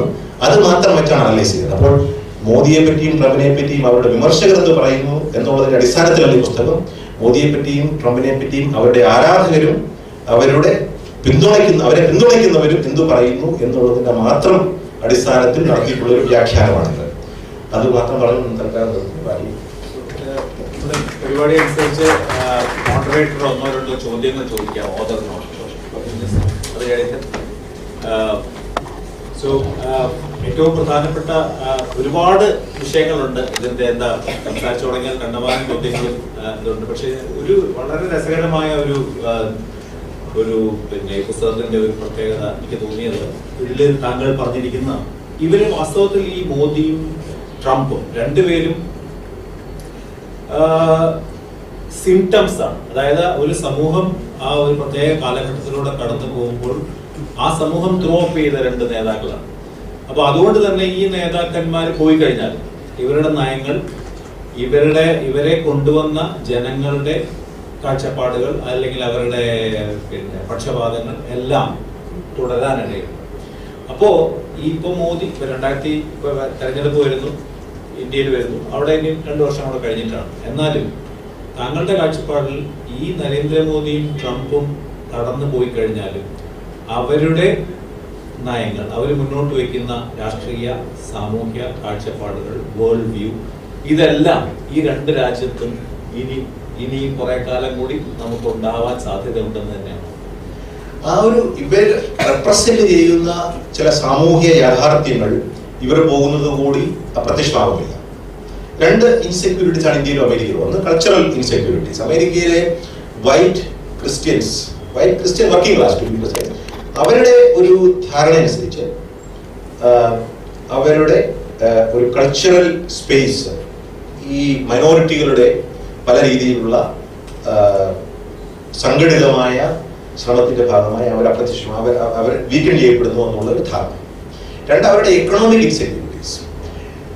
ഈ 2 സംഭവങ്ങൾക്കും ഇന്ത്യയിലും സമാനമായ ചില സംഭവങ്ങളുണ്ട്. ഇന്ത്യയിലെ നമ്മൾ അംഗീകരിച്ചാലും ഇല്ലെങ്കിലും, സത്യമാണെങ്കിലും ഇല്ലെങ്കിലും, ഇന്ത്യയിലെ ഒരു മധ്യവർഗ അല്ലെങ്കിൽ മധ്യവർഗം എന്ന് ഞാൻ പറയുമ്പോൾ മിഡിൽ ക്ലാസ് എന്ന ഇംഗ്ലീഷ് വാക്ക് മാത്രമല്ല, മിഡിൽ കാസ്റ്റുകൾ അടക്കമുള്ള വടക്കേ ഇന്ത്യയിലെ ഒരു കൺസിഡറബിൾ ആൾക്കാർ ഇന്ന് ഇന്ത്യ ഒരു ഹിന്ദു രാഷ്ട്രമാണ് എന്ന് വിശ്വസിക്കുന്നത്. കാരണം ഇന്ത്യയിലെ ഹിന്ദുക്കൾ ഇതുവരെ നടന്നിട്ടുള്ള അപ്പീസ്മെന്റ് പോളിസികളുടെ വിക്ടിം ആണ് എന്ന് വിശ്വസിക്കുന്ന അവരുടെ സംഖ്യ കാര്യമായി കൂടിയിട്ടുണ്ട്. ഇപ്പോൾ അഗെയിൻ അത് സത്യമാണോ അല്ല എന്നുള്ളതിനെ പറ്റിയല്ലേ പ്രശ്നം. അങ്ങനെ ഉണ്ട് എന്നുള്ളൊരു നിരീക്ഷണമാണ് ഈ പ്രശ്നം നടക്കുന്നത്. അത് 2 നടക്കുന്നത്. അപ്പോൾ കൾച്ചറൽ ഇക്കണോമിക് ഇൻസെക്യൂരിറ്റീസ് 2 ഉണ്ട്. അപ്പോൾ അതിനെ എങ്ങനെ മോപ്പപ്പ് ചെയ്ത് ഒരു പൊളിറ്റിക്കൽ മൊബിലൈസേഷനാക്കി മാറ്റാം എന്നുള്ളതാണ് മോദിയും ട്രംപും ചെയ്തിട്ടുള്ളത്. ഒരു വ്യത്യാസം എന്ന് പറഞ്ഞാൽ അമേരിക്കയിലെ എക്കണോമിക് ഇൻസെക്യൂരിറ്റീസ് എന്ന് പറഞ്ഞാൽ അവിടെ ഓൾറെഡി ഉള്ള ചില മെറ്റീരിയൽ കംഫർട്ട്സ് പൊക്കോണ്ടിരിക്കുകയാണ്. ഒരു ആവറേജ് അമേരിക്കൻ മിഡിൽ ക്ലാസിനെ സംബന്ധിച്ച് അമേരിക്കയുടെ ചരിത്രത്തിൽ അമേരിക്കയുടെ ഇപ്പോൾ വളർന്നു വരുന്ന തലമുറ അവരുടെ പേരൻസിനെക്കാട്ടിലും മോശപ്പെട്ട ഒരു ഭൗതിക സാഹചര്യമാണ് അവർക്ക് ഉണ്ടാകുന്നത്. അമേരിക്കയുടെ ചരിത്രത്തിൽ അങ്ങനെ ഉണ്ടായിട്ടില്ല. അമേരിക്കയുടെ ചരിത്രത്തിൽ എല്ലാവരുടെയും നാളെ will be better than yesterday, എല്ലാവരുടെയും അടുത്ത തലമുറ will be better than your own existence. അങ്ങനെ ഓൾറെഡി എക്സിസ്റ്റിംഗ് ആയിട്ടുള്ള മെറ്റീരിയൽ ലെവൽ ഓഫ് കംഫർട്ട്സിന്റെ ഉണ്ടായിക്കൊണ്ടിരിക്കുന്ന ഒരു ചലഞ്ചാണ് അവിടെ. ഇന്ത്യയിലെ സ്ലൈറ്റ്ലി ഡിഫറെന്റ് ആണ് മെറ്റീരിയൽ ആസ്പെക്ട്സ്. ഇന്ത്യയിലെ മെറ്റീരിയൽ പ്രോബ്ലം എന്ന് പറഞ്ഞാൽ ഇന്ത്യയിലെ ഒരു പ്രോമിസ് ഉണ്ടായിരുന്നു. ഗ്ലോബലൈസേഷനും ലിബറലൈസേഷനും വരുന്നതോടുകൂടി നമ്മൾക്ക് എല്ലാവർക്കും ജോലി കിട്ടുമെന്നും മെറ്റീരിയൽ ലൈഫ് പ്രോഗ്രസ് ചെയ്യുമെന്നും എന്നുള്ളൊരു പ്രോമിസ് ഉണ്ടായിരുന്നു. ആ ഒരു promise is not being realised to the extent that people expected. അപ്പോൾ ഇന്ത്യയിലെ സംഭവം എന്ന് പറഞ്ഞാൽ the crisis is of an unfulfilled promise. അമേരിക്കയിലെ മെറ്റീരിയൽ ക്രൈസിസ് എന്ന് പറഞ്ഞാൽ the real decline in their material realities of the present. ഈ 2 ഘടകങ്ങൾ നരേന്ദ്രമോദിയോ ട്രംപോ പോയാൽ അപ്രത്യക്ഷമാകുന്നില്ല. അപ്പോൾ ആ ഇൻസെക്യൂരിറ്റീസ് എങ്ങനെ പ്രതിഫലിക്കും, അതിന്റെ രാഷ്ട്രീയമായ പ്രതിഫലനങ്ങൾ എങ്ങനെയായിരിക്കും എന്നുള്ളതിനെ പറ്റി നമുക്കറിയാൻ പറ്റില്ല. ഫൈനൽ പോയിന്റ് എന്ന് പറഞ്ഞാൽ നമ്മളുടെ ഈ പൊളിറ്റിക്കൽ റെറ്ററിക്കാണ് പലപ്പോഴും ഈ രീതിയിലുള്ള വിഘടനവാദത്തെ തടഞ്ഞു നിർത്തുന്നത്. പറഞ്ഞാൽ ഒരു പൊളിറ്റിക്കൽ റെറ്ററിക് അതിന് മുകളിലാണ്. ഇപ്പോൾ ഹിന്ദു മുസ്ലിം ഭായി എന്നൊക്കെ പറഞ്ഞ സമയങ്ങളിലും സംഘടനകൾ ഉണ്ടാകുന്നു, സംഘർഷങ്ങൾ ഉണ്ടാകുന്നു, കമ്മ്യൂണൽ റൈറ്റ്സ് ഉണ്ടാകുന്നു, ഇതൊക്കെ ഉണ്ടാകുന്നു. പക്ഷെ അപ്പോഴും ഇന്ത്യൻ പൊളിറ്റിക്കൽ റെറ്ററിക് എന്ന് പറഞ്ഞാൽ ഓക്കെ ഇവിടെ ഇങ്ങനെയൊന്നും അല്ല, നമ്മൾ ഇതിനപ്പുറത്താണ് നമ്മൾ എന്നുള്ള റെറ്ററിക്കാണ് നടന്നുകൊണ്ടിരിക്കുന്നത്. പക്ഷെ ഇന്നിപ്പോൾ അതല്ല. ഇന്നിപ്പോൾ ഈ സംഘർഷങ്ങളിൽ നിന്നും രാഷ്ട്രീയ ക്യാപിറ്റൽ ഉണ്ടാക്കുവാൻ വേണ്ടിയിട്ടുള്ള ഒരു റെറ്ററിക്. ഇന്ത്യയും പാകിസ്ഥാനുമായ സംഘർഷം ഉണ്ടായാൽ ഉടൻ തന്നെ പാകിസ്ഥാൻ മെന്റാലിറ്റിയുമായി ഇന്ത്യയിൽ ജീവിക്കുന്ന ആൾക്കാരെ പറ്റിയാണ് രണ്ടാമത്തെ ലൈനിൽ പ്രസംഗിക്കുന്നത്. അപ്പോൾ ഇവർ പോയാലും ഈ രീതിയിൽ ഉളവായിട്ടുള്ളതും വളരെ ഇൻഫ്ലെയിംഡ് ആയിട്ടുള്ളതുമായിട്ടുള്ള ഈ സിറ്റുവേഷൻസ് തുടരും എന്ന് തന്നെയാണ് എൻ്റെ ഫീലിംഗ്. ഒരു ചോദ്യം ചോദിക്കാം. അതുകൊണ്ട് തന്നെ ഈ വരാൻ പോകുന്ന പുതിയ ഭരണകൂടം അല്ലെങ്കിൽ ഭരണവർഗം ഇതിനു മുമ്പുണ്ടായിരുന്ന പോലെ കുറെ അധികം ട്രംപിസം അറിഞ്ഞുകൊണ്ടോ അറിയാതെയോ ഇനി വരുന്ന ഡെമോക്രാറ്റ്, അതായത് അമേരിക്കൻ സമൂഹം ഏതാണ്ട് ആ വഴിയാണ് ചിന്തിക്കുന്നത് എന്നുള്ളത് അറിഞ്ഞോ അറിയാതെയോ. ഇപ്പൊ ഇന്ത്യയിലാണെങ്കിൽ കോൺഗ്രസ് പാർട്ടി പുറത്ത് ആരോപിക്കപ്പെട്ടിരിക്കുന്നത് എന്താണ്, അവരുടെ ഒരു സോഫ്റ്റ് ഹിന്ദുത്വ ലൈനാണ് ഈ ഇലക്ഷനിൽ വളരെ കാര്യമായി വരാൻ പോകുന്നത് എന്നുള്ളത്. അപ്പൊ ഇതൊക്കെ കാണിക്കുന്നത് ഇവര് പോയാലും ഇവരുടെ നയങ്ങൾക്ക് തുടരാൻ രാഷ്ട്രീയ ഭേദമില്ലാതെ ഭരണകൂടങ്ങൾ നിർബന്ധിതമാകാൻ സാധ്യതയുണ്ട് എന്നുള്ളത് വളരെ ഒരു ഭയപ്പെടുത്തുന്ന ഒരു ചിന്തയാണ്. അത് പോട്ടെ. രണ്ടാമത്തെ, ഇവര് ഈ ബന്ധം ഈ അമേരിക്ക, താങ്കൾ ഇതിനകത്ത് പറയുന്നുണ്ട് ഈ ഗാന്ധി വാജ്പേയിയുടെ ഇതൊരു ഹൈപ്പർ റിയലിസ്റ്റിക് ആയിട്ടുള്ള റിലേഷൻ ആണ്. അങ്ങേയറ്റത്തെ 20 വർഷമായി 30 വർഷമായി ഉദാരവൽക്കരണ കാലഘട്ടം മുതൽ തുടങ്ങിയതാണ് അമേരിക്ക ഇന്ത്യ തമ്മിലുള്ള ബന്ധം കൂടുതൽ ശക്തമാകാൻ. ന്യൂ ലിബറൽ സ്റ്റേജ് എന്ന് പറയും ഗാന്ധി വാജ്പേയി പറയുന്നത്. അത് കഴിഞ്ഞിട്ട് ഈ ഇദ്ദേഹത്തിന്റെ കാലത്ത് തോന്നും. പക്ഷെ ഇപ്പോൾ ഈ ഘട്ടത്തിൽ എത്തി നിൽക്കുമ്പോഴും എന്തെങ്കിലും പ്രയോജനം, ദോഷങ്ങളുണ്ട്. ഇപ്പൊ താങ്കൾ തന്നെ പ്രവചനാത്മകമായി തന്നെ പറഞ്ഞിരുന്നു, ആ ഇന്ത്യ ഈ അമേരിക്കൻ ഫസ്റ്റ് എന്നുള്ള നയം ഇന്ത്യക്ക് വിരുദ്ധമായിട്ട് ഇന്ത്യ അമേരിക്ക തമ്മിലുള്ള ഒരു ശത്രുത, അമേരിക്കയും ചൈനയും വരുന്ന പോലെ ഇന്ത്യയുടെ ഇപ്പൊ കഴിഞ്ഞ ശശി തരൂർ പറഞ്ഞ പോലെ കഴിഞ്ഞ ദിവസം ട്രേഡിന്റെ കാര്യത്തിൽ മറ്റും പറഞ്ഞു. ശ്രീ എം കെ ഭദ്രകുമാർ സമീപകാലത്ത് എഴുതിയ ഒരു ഇതിലുണ്ടായിരുന്നത് win win for only Washington. ഈ ബന്ധം അവർക്ക് വലിയ $multi-billion ഡിഫൻസ് ഡീൽ കിട്ടുന്നു ഒരു വശത്ത്, മറുവശത്ത് അവരുടെ ഏഷ്യ പസഫിക് അവരുടെ പൊളിറ്റിക്കൽ അല്ലെങ്കിൽ സ്ട്രാറ്റജിക് കാൽക്കുലസിനകത്ത് ഇന്ത്യയെ കൂടെ പിടിച്ചു ചേർത്ത് അവരുടെ ഒരു അലയായിട്ടോ അല്ലെങ്കിൽ അവരുടെ ഒരു സാറ്റലൈറ്റ് ആയിട്ടോ മാറ്റാനുള്ള ശ്രമം നമ്മളെ സംബന്ധിച്ചുള്ള നഷ്ടങ്ങളേ ഉള്ളൂ. ഈ പാകിസ്ഥാനെ ചൈനയെ ചേർക്കുക മുതലായ സാധ്യതകളുണ്ടെന്ന് മിഡിൽ ക്ലാസ് നമ്മുടെ മധ്യവർഗം വിചാരിക്കുന്ന അമേരിക്കയെ ബന്ധം വരുമ്പോൾ നമ്മുടെ ശക്തി കൂടും. അതിനെ കൂടി പറഞ്ഞു കഴിഞ്ഞാൽ നമുക്ക് ഭദ്രമാനിലേക്ക് പോകാം. അപ്പോൾ മൊത്തം നഷ്ടമാണോ ഇന്ത്യക്ക് വരാൻ പോകുന്നത് ഈ റിലേഷൻഷിപ്പ് കൊണ്ട്? അല്ല, അത് എനിക്ക് തോന്നുന്നു ഭദ്രകുമാർ സാറ് വളരെ ഹാർഷായ ഒരു നിലപാടാണ് ആ കാര്യത്തിൽ എടുക്കുന്നതാണ് എൻ്റെ ഒരു പേഴ്സണലായ അഭിപ്രായം. കാരണം ഇന്ത്യയും അമേരിക്കയും തമ്മിലുള്ള റിലേഷൻഷിപ്പിനെ രണ്ട് രീതിയിൽ നമുക്ക് കാണാൻ പറ്റും. അത് ഞാൻ പുസ്തകത്തിൽ വരുത്തുന്ന ഒരു പ്രധാനം, അതായത് ഒരു നെഹ്റുവിയൻ പാരഡൈമിൽ ഇൻഡോ US റിലേഷൻഷിപ്പിനെ കാണുന്നത് ഈ ന്യൂക്ലിയർ ഡീൽ പോലെയുള്ള ഇതിലൂടെ ഇന്ത്യയുടെ മാർക്കറ്റ് ലിങ്ക്ഡ് ആയിട്ടുള്ള ഒരു ക്യാപിറ്റലിസ്റ്റ് ഗ്ലോബൽ മാർക്കറ്റിന്റെ അകത്ത് ഇന്ത്യക്ക് എങ്ങനെ ഒരു സ്ഥാനം നേടിയെടുക്കാം, അതിന് technology transfer, movement of people. H-1B visa മൂലം 85,000 പേര് അമേരിക്കയിലേക്ക് പോകുന്നു. എല്ലാ വർഷവും ആവറേജ് 73-80% അടക്കമുള്ള ആൾക്കാർ ഇന്ത്യയിലാണ് പോകുന്നത്. അതൊരു പ്രത്യേക വർഗത്തെ മാത്രം ബെനിഫിറ്റ് ചെയ്യുന്ന ഒരു സംഭവമാണെങ്കിൽ പോലും അതുമായിട്ട് ബന്ധപ്പെട്ട് ഇന്ത്യയിൽ ഉണ്ടാകുന്ന ചില സാമൂഹിക മാറ്റങ്ങളുണ്ട്. റെമിറ്റൻസും പല രീതിയിൽ അങ്ങനെ ഒരു പ്രത്യേക വിഭാഗം ബെനിഫിറ്റ് ആവും. രണ്ട് അമേരിക്കയും ഇന്ത്യയും തമ്മിലുള്ള വേറെ രീതിയിലുള്ള മാർക്കറ്റ് ആക്സസ്, ടെക്നോളജി ട്രാൻസ്ഫർ, ഇതൊക്കെ മൂലം ഇന്ത്യൻ എക്കണോമിക് ജനറലി ഉണ്ടാകുന്ന ഒരു ബോയൻസി, അതൊരു ഘടകം ഇന്ത്യ അമേരിക്കൻ റിലേഷൻഷിപ്പിന്റെ ഒരു പ്രധാന ഘടകമാണ്. പക്ഷേ അതിപ്പോൾ ചൈനയോ അല്ലെങ്കിൽ വിയറ്റ്നാമോ സൗത്ത് കൊറിയയോ നേടിയെടുത്തതുപോലെയുള്ള നേട്ടങ്ങൾ അതിൽ നേടിയെടുക്കാൻ ഇന്ത്യ കഴിഞ്ഞിട്ടില്ല ഫോർ മൾട്ടിപ്പിൾ റീസൺസ്. അപ്പോൾ എനിവേ അത് ഒരു Nehruvian construct of understanding Indo US ties. പക്ഷേ ഒരു ഹിന്ദുത്വ വേൾഡ് വ്യൂവിന്റെ ഇൻഡോ US ടൈസ് എന്ന് പറയുന്നത് ഇന്ത്യ ഒരു സൂപ്പർ പവർ ആണ്, ഇന്ത്യ ആണെന്നുള്ളതാണ് ഒരു ഹിന്ദുത്വ കൺസ്ട്രക്ട്. അതായത് ഇന്ത്യ സൂപ്പർ പവർ അല്ലാതെ ആകാനുള്ള ഒരേ ഒരു കാരണം ജവഹർലാൽ നെഹ്റു ഇന്ത്യയുടെ മനുഷ്യരായി പോയത് കൊണ്ടും പിന്നെ കഴിഞ്ഞ 40 വർഷം ഇവിടുത്തെ എനിക്ക് മുമ്പ് വന്നിട്ടുള്ള എല്ലാ മന്ത്രിമാരായ പ്രൈം മിനിസ്റ്റർമാരും ഇന്ത്യയെ നശിപ്പിച്ചതുകൊണ്ട് മാത്രമാണ്. ഇൻക്ലൂഡിംഗ് വാജ്പേയി. കാരണം വാജ്പേയി ഒരു ക്ലോസറ്റ് നെഹ്റുവിയൻ ആണ് എന്നുള്ള ഒരു വിമർശനം പല RSS അനുഭാവികൾ ഉയർത്തിയിട്ടുണ്ട്. അപ്പോൾ അതില്ലായിരുന്നെങ്കിൽ ഇന്ത്യ ഒരു സൂപ്പർ പവർ ആയേനെ. പിന്നെ ഒരു സംഭവം എന്ന് പറഞ്ഞാൽ ഒരു കൾച്ചറൽ കോalitionന്റെ ഒരു പ്രൊപ്പോസിഷൻ. അപ്പൊ ഈ ഇതിനകത്ത് ഞാൻ കോട്ട് ചെയ്യുന്ന ഒരു സംഭവം, സ്ട്രോപ്പ് ടാൽബർട്ട് എന്ന് പറയുന്ന ബിൽ ക്ലിന്റന്റെ അഡ്വൈസർ ആയിരുന്നു. ഈ വാജ്പേയിയുടെ സമയത്ത് ജസ്വന്ത് സിംഗും ഇന്ത്യയും തമ്മിൽ ന്യൂക്ലിയർ എക്സ്പ്ലോഷന് ശേഷം ഇന്ത്യ-US നെഗോഷിയേഷന്റെ ഇന്റർലോക്യൂട്ടേഴ്സ്. അപ്പോൾ അതിനകത്ത് ഈ സ്ട്രോപ്പ് ടാൽബർട്ട് ഈ ജസ്വന്ത് സിംഗിനെ കോട്ട് ചെയ്യുന്ന സംഭവം. ജസ്വന്ത് സിംഗ് പറയുന്നതൊക്കെ നിങ്ങൾ ഈ ഇസ്ലാമിസ്റ്റ് ടെററിസത്തെ നിങ്ങൾ ഡീൽ ചെയ്യാൻ തുടങ്ങുന്നതെന്ന് പറഞ്ഞാൽ ഇപ്പോഴാണ്.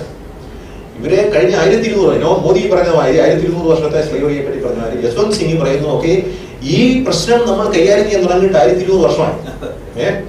അപ്പോൾ സ്ട്രോപ്പ് ടാൽബർട്ട് എഴുതിയിരിക്കുന്നത്. അപ്പം എന്നോട് പറഞ്ഞേക്കുന്നത് ജസ്വന്ത് സിംഗ് ഹിന്ദുത്വയിലെ ഒരു വളരെ മോഡറേറ്റ് വോയിസ് ആണെന്നാണ്. ഒരു മോഡറേറ്റ് വോയിസ് ഇങ്ങനെയാണ് സംസാരിക്കുന്നതെങ്കിൽ ഇതിന്റെ ഇച്ചിലൂടെ മോഡറേറ്റ് അല്ലാത്ത വോയിസുകൾ എന്തായിരിക്കും ചിന്തിക്കുന്നത്. അപ്പം രണ്ട് ഇൻഡോ യു എസ് ടൈസിലെ അപ്പോൾ ഇങ്ങനത്തെ രണ്ട് രീതിയിൽ അണ്ടർസ്റ്റാൻഡ് ചെയ്യുന്നു എന്നുള്ളതാണ് ഞാൻ നടത്തുന്ന ഒരു ആർഗ്യുമെന്റ്. അപ്പം നരേന്ദ്രമോദിയെ സംബന്ധിച്ചിടത്തോളം ഇന്ത്യ യു എസ് തമ്മിലുള്ള റിലേഷൻഷിപ്പ് എന്ന് പറയാം. പിന്നെ ഇതിനെപ്പറ്റി ഒരു കാര്യം കൂടെ പറയാൻ നിർത്താം. സവാർക്കർ എഴുതുന്നുണ്ട്, ഈ യു എസ് ഒന്നുമല്ല ലോകത്തിലെ സൂപ്പർ ശക്തി. യു എസ് എന്ന് പറയുന്ന ഒരു രാജ്യമേ അല്ല എന്നുള്ളതാണ് സവാർക്കറിന്റെ തീയതി. കാരണം അവിടെ ഇങ്ങനെ അവിടെ നിന്ന് ഇവിടുന്ന് പോകുന്ന കുറെ ആൾക്കാർ ജീവിക്കുന്ന ഒരു സ്ഥലമാണ് യു എസ്. അതൊരു ദേശീയ നാഷണലിസം എന്ന് പറയുന്ന essential character of A country, ഒരു രാജ്യത്തിന്റെ ഇതിന് വേണ്ടിയുള്ള ഇതില്ലാത്തൊരു രാജ്യമാണ് യു എസ്. അപ്പോൾ ഇന്ത്യയുടെ ഒരു സിവിലൈസേഷണൽ റൈവലായിട്ട് വരാൻ പോകുന്നത് ചൈനയാണ്. അപ്പോൾ ചൈന അങ്ങനെ വരുമ്പോൾ നമ്മൾ യു എസുമായിട്ട് നമുക്കൊരു കൾച്ചറൽ അലയൻസ് ഉണ്ടാകാം എന്നുള്ള ഒരു അണ്ടർസ്റ്റാൻഡിങ് നമ്മൾ ഒരു സംഘപരിവാർ വ്യൂവിൽ കാണാൻ പറ്റും.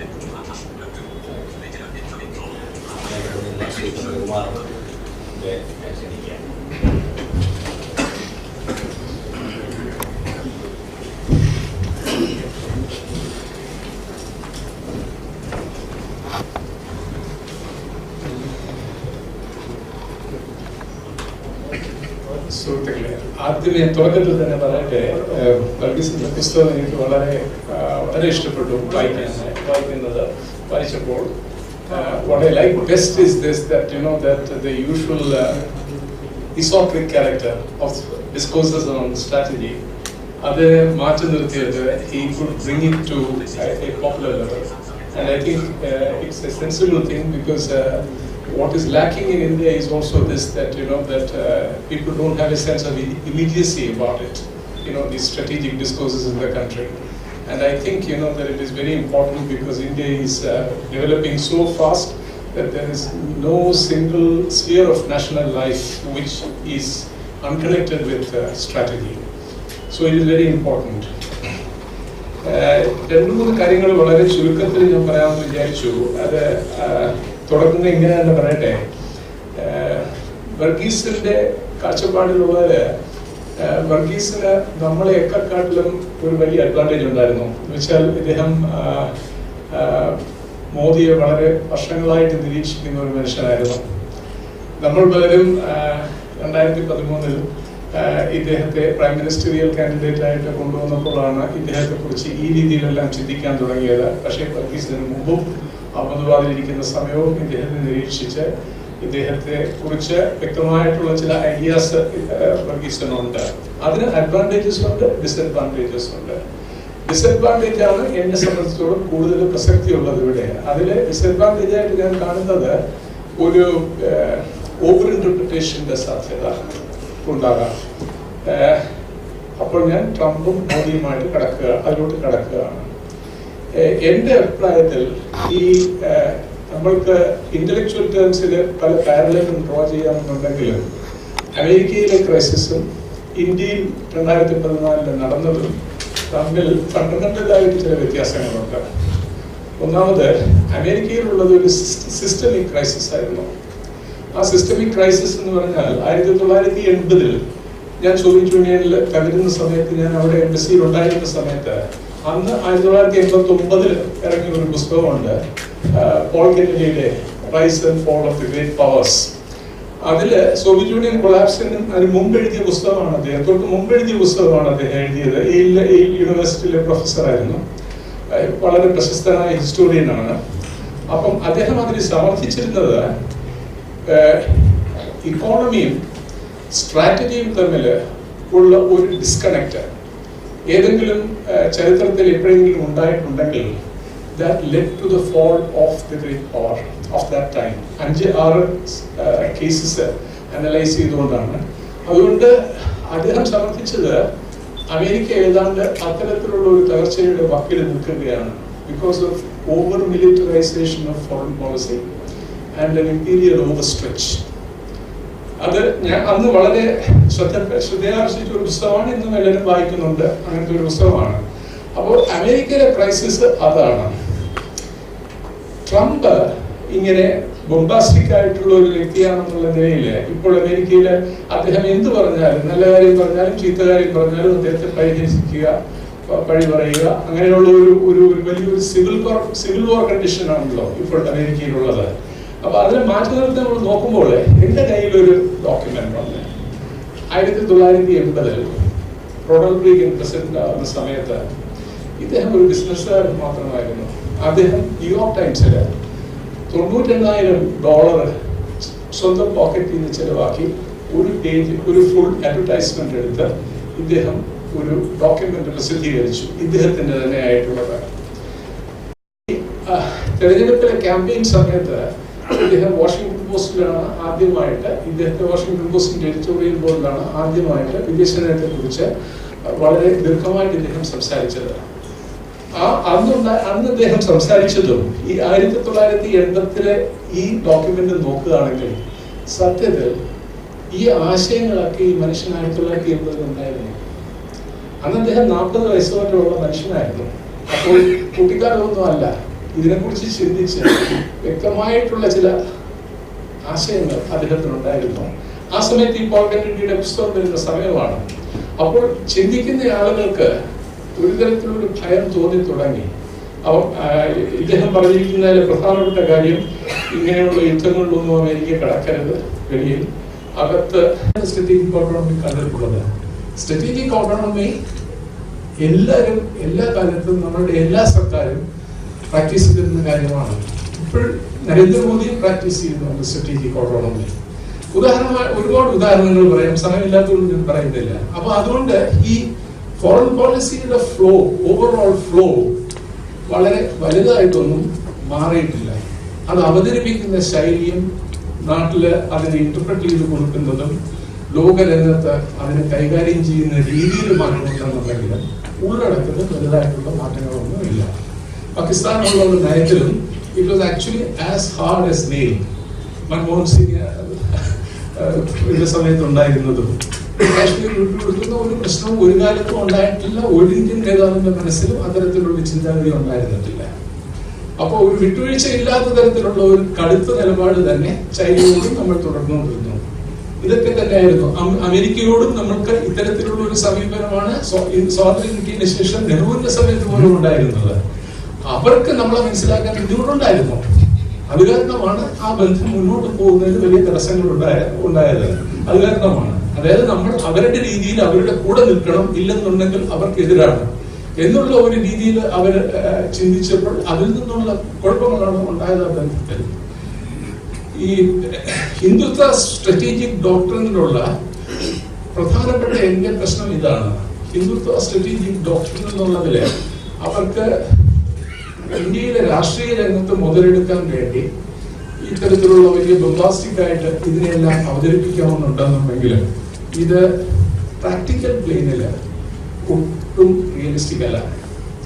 ഒരു കോംപ്രിഹെൻസീവ് നാഷണൽ പവർ എടുക്കുമ്പോൾ ഇത്ര വളരെ താഴെ കിടക്കുന്ന ഒരു രാജ്യത്തിന് ഇതൊന്നും ഉണ്ടാക്കാൻ, ഇത്തരത്തിലുള്ള ഈ പറയുന്ന രീതിയിലുള്ള ഒന്നും ഒരു കാലത്തും ഉണ്ടാകാനുള്ള സാധ്യതയില്ല. ഹിന്ദു രാഷ്ട്രം എന്ന് പറയുന്നത് certainly it is out of the question.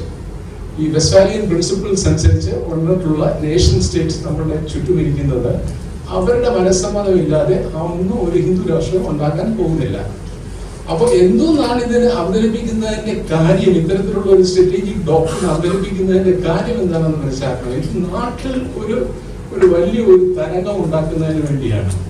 ഒരു വളരെ വലിയ ഗംഭീരമായിട്ടുള്ള ഒരു പ്രസ്ഥാനം കൊണ്ടുവന്നിരിക്കുന്നു എന്നുള്ളതാണ്. ട്രംപിന്റെ എടുക്കുമ്പോൾ മനസ്സിലാക്കണം, ട്രംപിന് അവിടെ ഹില്ലറി ക്ലിന്റണുമായിട്ട് ഏതാണ്ട് 3 ലക്ഷം വോട്ടിന്റെ വ്യത്യാസമേ ഉള്ളായിരുന്നു. അന്നത്തെ തെരഞ്ഞെടുപ്പിൽ 2016 തെരഞ്ഞെടുപ്പിൽ പകുതിയോളം അമേരിക്കൻസ് അദ്ദേഹത്തിന്റെ കൂടെ വോട്ട് ചെയ്തു. അവിടെ സിസ്റ്റമിക് ക്രൈസിസിന്റെ ഗ്രാവിറ്റി മനസ്സിലാക്കണം. ഇവിടെ വെറും 31% പേരിലുള്ള ഒരു മാൻഡേറ്റ് ആണ് കിട്ടിയത്. അപ്പൊ അതിനെ നമ്മൾ ഈ രീതിയിൽ പെരുപ്പിച്ച് കാണിച്ച് ഇവരില്ലാതാകുന്ന സമയത്തും ഇവരുടെ ഈ പ്രതിഭാസം തുടരും എന്നുള്ള രീതിയിൽ നമ്മൾ ചിന്തിക്കണമോ എന്നെനിക്ക് സംശയമുണ്ട്. 2014 പരിസ്ഥിതി നമുക്കൊക്കെ അറിയാം. മൻമോഹൻ സിംഗ് UPA സർക്കാരിന്റെ 2ാമത്തെ ചാപ്റ്റർ വന്നപ്പോൾ വല്ലാത്ത തരത്തിലുള്ള ഡിക്കേഡൻസ് ഉണ്ടായി.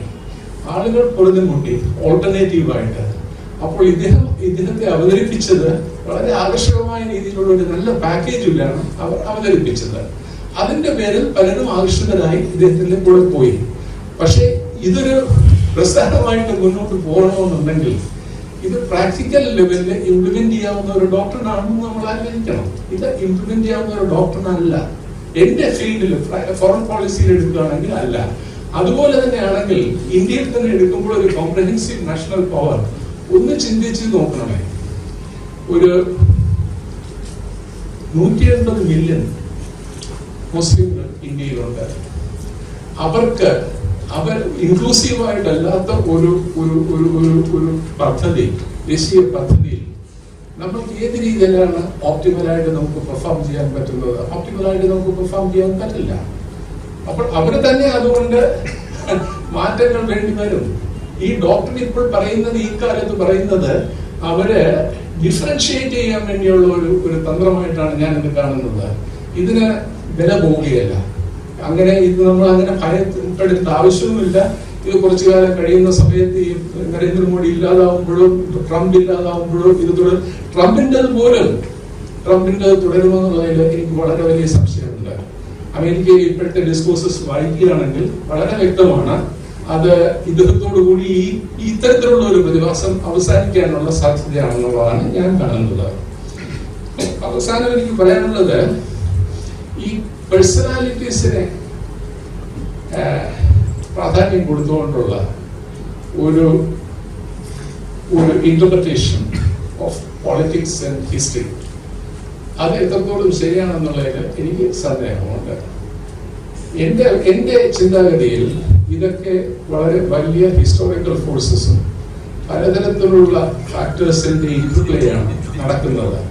അപ്പോൾ അതിൽ വ്യക്തിക്ക് ഒരു രീതിയിൽ ഒരു പരിധിവരെ വ്യക്തിക്ക് പ്രാധാന്യമുണ്ടെന്നുണ്ടെങ്കിലും ഒരു വ്യക്തിയെ നിർത്തിക്കൊണ്ട് നമ്മൾ ഇതിനെ വിശകലനം ചെയ്യുകയാണെങ്കിൽ അത്രത്തോളം ശരിയാവുമെന്ന് എനിക്ക് തോന്നുന്നില്ല. അപ്പൊ അതും നമ്മൾ സൂക്ഷിക്കേണ്ട ആവശ്യമുണ്ട്. ഇത്തരത്തിലുള്ള ഒരു വിഷയത്തിലൂടെ നമ്മൾ കടക്കുമ്പോൾ. പക്ഷെ ഇതൊക്കെയാണെങ്കിലും എന്റെ അഭിപ്രായത്തിൽ ഈ വർഗീസ് അവതരിപ്പിച്ചിരിക്കുന്ന ഈ പ്രമേയം, ഒരു ഹിന്ദുത്വ സ്ട്രാറ്റജിക് ഡോക്ട്രിൻ എന്നുള്ള ഒരു പ്രമേയം, എന്റെ അഭിപ്രായത്തിൽ വളരെ വളരെ അട്രാക്റ്റീവും വളരെ റെലവന്റ് ആയിട്ടുള്ള ഒരു കാര്യമാണ്. എന്ന് വെച്ചിരുന്നാൽ ഇത് at least it helps us focus.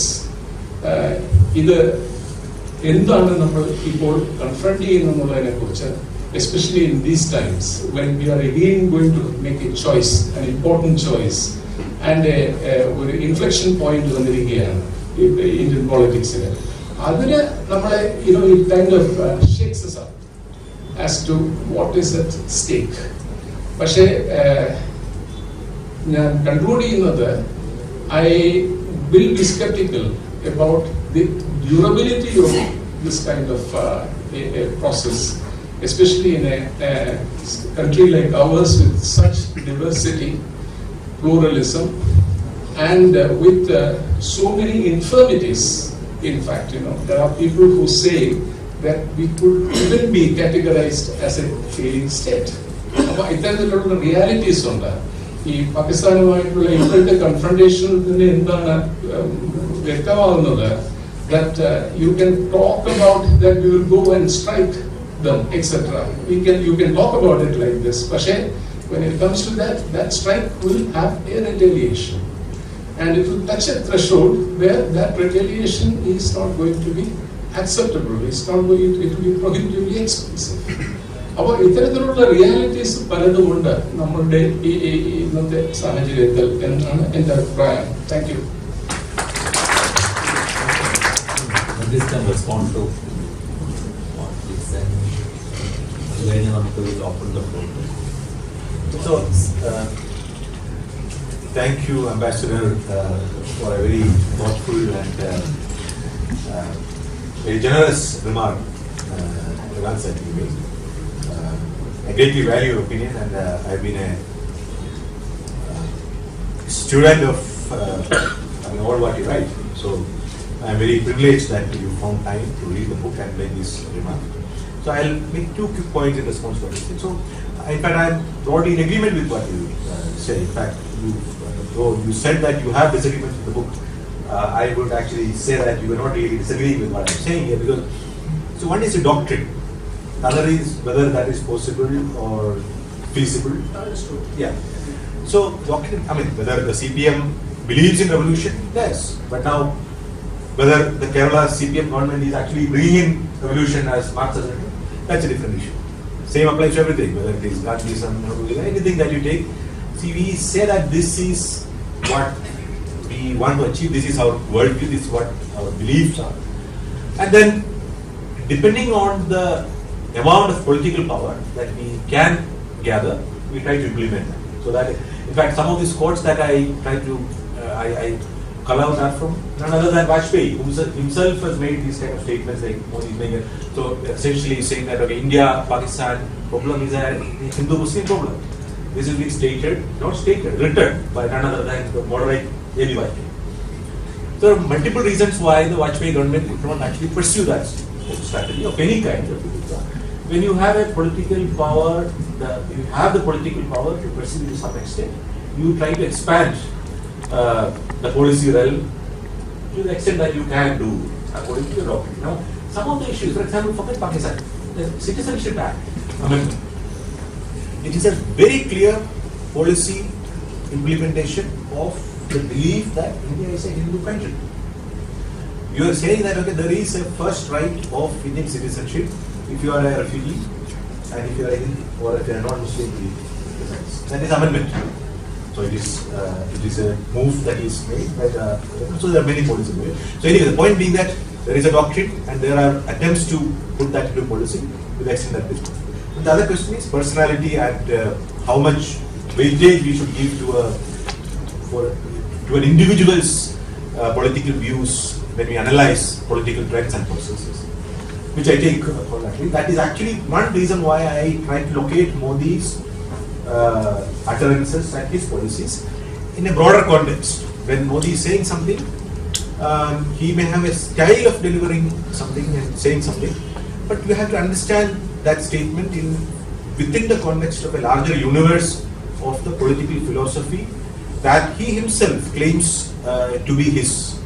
So when he's asked, are you a Hindu nationalist or a business-friendly chief minister ahead of 2014 elections, he said, what's the contradiction? I am both. So he believes that thing. So as I said, so he says it in many ways, but then whatever he says will have to be understood and located within a broader. So I would say, and I would like to believe that broadly your comments were not contradicting what I was trying to say.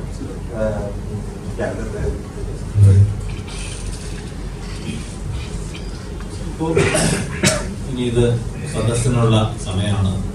ചോദ്യങ്ങൾ ചോദിക്കാം വർഗീസിനോട്. 6:40 ആയി. നമുക്കൊരു എത്ര സമയം? 20 minutes. അപ്പോൾ 7 മണിക്ക് അവസാനിക്കാം. 20 minute ഉണ്ട്. എല്ലാവരും ചോദിക്കുന്നവർ കഴിവതും ചുരുക്കി സംസാരിക്കുന്നത് മാത്രമേ അഭ്യർത്ഥനയുള്ളൂ.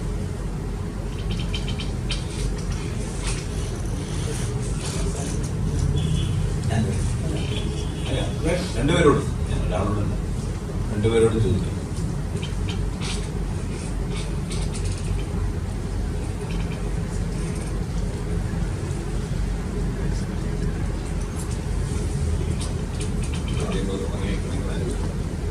Yes. So, thank you very much for the very good introduction for the book. I have not read the book, but it seems to be. It looks like that I need to buy this. But the question that I want to ask to Varghese is this: that you have said that that seems to be a failed promise for the Indian population with regard to neoliberalism and deglobalization. There is a promise, but it's a failed promise. So there is a gap in the expectation of people. But if you look at the numbers that are showing, there is more to believe that people are actually, some sections of the population have made much more gains than what without globalization would they have got. So what they would have got without globalization, some sections of the population, they seem to have made much more gains. So, how do you place this? Where is the failure in the promise? You're saying that the globalization is a kind of a failed promise. Neoliberalism is a kind of failed promise. But it's not for all, right? I mean, it is very focused to a group of people when you're saying that it is a failed promise. For many, it is actually a successful story. No, I'm not very sure. Because I think when we are talking about how these things play out in popular politics, one will have to, that's a very easy conclusion to make, that the larger population thought that they would be better off than they are today because of an open market policy or globalization. So in India, whatever part of the promises were delivered, it is nowhere near what the expectations were. So I think the political restiveness in the society, whether it is in the Anna Hazare movement or all kind of social appeal that we see across, I think is somewhere connected to that unfulfilled promise.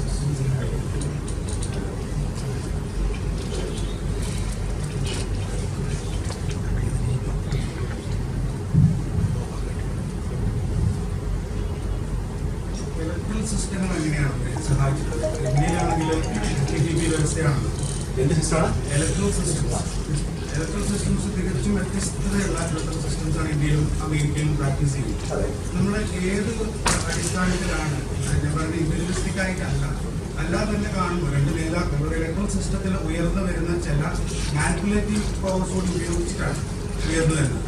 അതോടൊപ്പം തന്നെ ഞാനൊരു English സാഹിത്യം പഠിപ്പിക്കുന്ന ഒരാളാണ്. എൻ്റെ ക്ലാസ്സിൽ നിന്നുണ്ടായ ഒരു ചെറിയ അനുഭവം കൂടി പറയാം. ഞാൻ മാർട്ടിൻ ലൂതർ കിങ്ങിന്റെ ടോക്ക് വരെ കേൾപ്പിക്കുന്ന സമയത്ത് ഒരു സ്റ്റുഡന്റ് ബാക്കി തരുന്നതിന് പറഞ്ഞു, ഇത് മോദി സംസാരിക്കുന്നതുകൊണ്ടല്ലോ എന്ന് പറഞ്ഞു. ആദ്യം എനിക്കത് തമാശയായിട്ട് തോന്നിയെങ്കിലും പിന്നീട് ഈ ആക്ട് ഓഫ് സ്പീച്ച് എന്ന് പറയുന്ന അതിന്റെ പെർഫോമറ്റിവിറ്റിയില് വെറുതെ അല്ലാതെ നടക്കുന്നത്, ഇതിന്റെ പിന്നിൽ വളരെ സ്ട്രാറ്റജിക് ആയിട്ടുള്ള പഠനങ്ങളും കൃത്യമായിട്ടുള്ള റിഹേഴ്സലുകളും ഡെലിവർ ചെയ്യാനുള്ള സാധനങ്ങൾ ഒരു പ്രത്യേക രീതിയിൽ പ്രീച്ചിങ്ങിന്റെ രീതിയിൽ, അത് ഞാൻ ആദ്യമായിട്ട് അന്ന് ആ സ്റ്റുഡന്റിന്റെ വായന കേട്ടപ്പോഴാണ് പിന്നെ നിരീക്ഷിച്ചത്, ശരിയാണ്, ഇത് തമ്മിൽ ബന്ധമുണ്ട്. അപ്പൊ ഈ പെർഫോമറ്റിവിറ്റി ഇൻ പബ്ലിക് സ്പീച്ച്, അത് when it comes to politics, especially in India and in US and the electoral systems, electoral സിസ്റ്റത്തിൽ ക്യാമ്പയിനിങ്ങിനുള്ള സാധ്യത രണ്ട് രാജ്യങ്ങൾ, ഇതെല്ലാം കൂടി കണക്കാക്കുമ്പോൾ ഏത് തരത്തിലാണ് ഇപ്പോഴും ഇന്ത്യയിൽ FPTP വ്യവസ്ഥ നിലനിർത്തുകയും PR പാർട്ടിസിപ്പേറ്ററി റെപ്രസെന്റേറ്റീവ് സിസ്റ്റമാണ് മറ്റുള്ള ഏഷ്യൻ രാജ്യങ്ങളിലുള്ളത്. ഇന്ത്യയിൽ അതിന് വേണ്ടിയിട്ടുള്ള ക്യാമ്പയിനുകൾക്കുള്ള ശ്രമങ്ങൾ നടന്നിട്ടുണ്ട്, പക്ഷെ അതൊരിക്കലും നടന്നിട്ടില്ല. ഇന്ത്യയിലെ മറ്റ് രാഷ്ട്രീയ പാർട്ടികളൊന്നും അതിന് സഹായിച്ചിട്ടില്ല. അതിന് പ്രത്യേകപരമായിട്ടുള്ള കാരണമുണ്ട് ഹിസ്റ്റോറിക്കലായി. പക്ഷേ ഈ ഇലക്ട്രൽ സിസ്റ്റം ഇവരെ സഹായിക്കുന്നുണ്ട് കൃത്യമായി, ഇന്ത്യയിലുണ്ടെന്നാണ് വിശ്വസിക്കുന്നത്. അപ്പൊ ഈ രണ്ട് തട്ടിലുള്ള ഈ പറഞ്ഞ 3 ലക്ഷം വോട്ടുകളാണ് കൂടുതൽ കിട്ടിയത് ഹില്ലറി ക്ലിന്റനാണ്. പക്ഷേ അമേരിക്കൻ ഇലക്ടറൽ കോളേജിന്റെ ആ ഒരു സിസ്റ്റം അനുസരിച്ച് ട്രംപ് ഇലക്ഷൻ ജയിച്ചു. അപ്പോൾ ഞാനത് വളരെ പെരിഫറലി ഇതിനകത്ത് പരാമർശിക്കുന്നു. കാരണം അതിന്റെ ആ ഒരു argument it's a very serious question of political science and representation is understood and discussed. But I'm not getting into that because ട്രംപിനോട് തന്നെ ചോദിച്ചു. അപ്പൊ ട്രംപ് പറഞ്ഞു, ഇപ്പൊ ഞാൻ കാലിഫോർണിയ ക്യാമ്പയിൻ ചെയ്യാൻ പോയില്ല, കാരണം എനിക്കിവിടെ വേണ്ടായിരുന്നു. ഇലക്ട്രോൾ സിസ്റ്റം വേറെ ആയിരുന്നുവെങ്കിൽ ഞാൻ കാലിഫോർണിയയിലും ന്യൂയോർക്കിലും ഞാൻ ക്യാമ്പയിൻ ചെയ്തിരുന്നു. അപ്പോൾ നരേന്ദ്രമോദി അതുപോലെ തന്നെ 31% വോട്ട് മേടിച്ചാണ് ഒരു സിമ്പിൾ മെജോറിറ്റി നരേന്ദ്രമോദി ജയിക്കുന്നത്. അപ്പോൾ നമ്മൾ ഈ റൂൾസ് ഓഫ് ദ ഗെയിം, ഈ ഗെയിം ആരംഭിക്കുന്നതിന് മുമ്പ് തന്നെ എല്ലാവരും കൂടി സെറ്റ് ചെയ്തേക്കുന്നു എന്നുള്ളതാണ് ഇതിന്റെ ഒരു അണ്ടർസ്റ്റാൻഡിംഗ്. അപ്പോൾ ഈ rules of the game had they been different, I'm sure the populists also would have played a different game. They also see the rules and they play accordingly.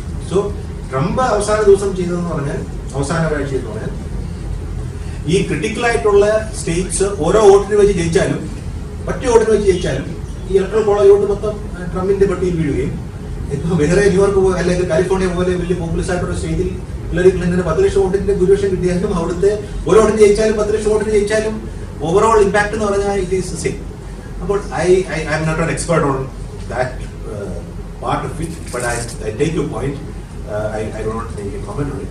And politics, oratory as a public performance, if you make that a criteria, then there are many people you could compare. I mean, Lalu Yadav, he is a master orator. It's a performance. If you in his head, Narendra Modi is nothing compared to Lalu Yadav as a political performer. So Martin Luther King in the Modi other than the forcefulness of what they say, the content of what they say, it's very, very difficult to find any parallels. I would say that. I mean, reiterating in the logical. Again? Reiterating in the logical. Yeah, that is all powerful orators do it.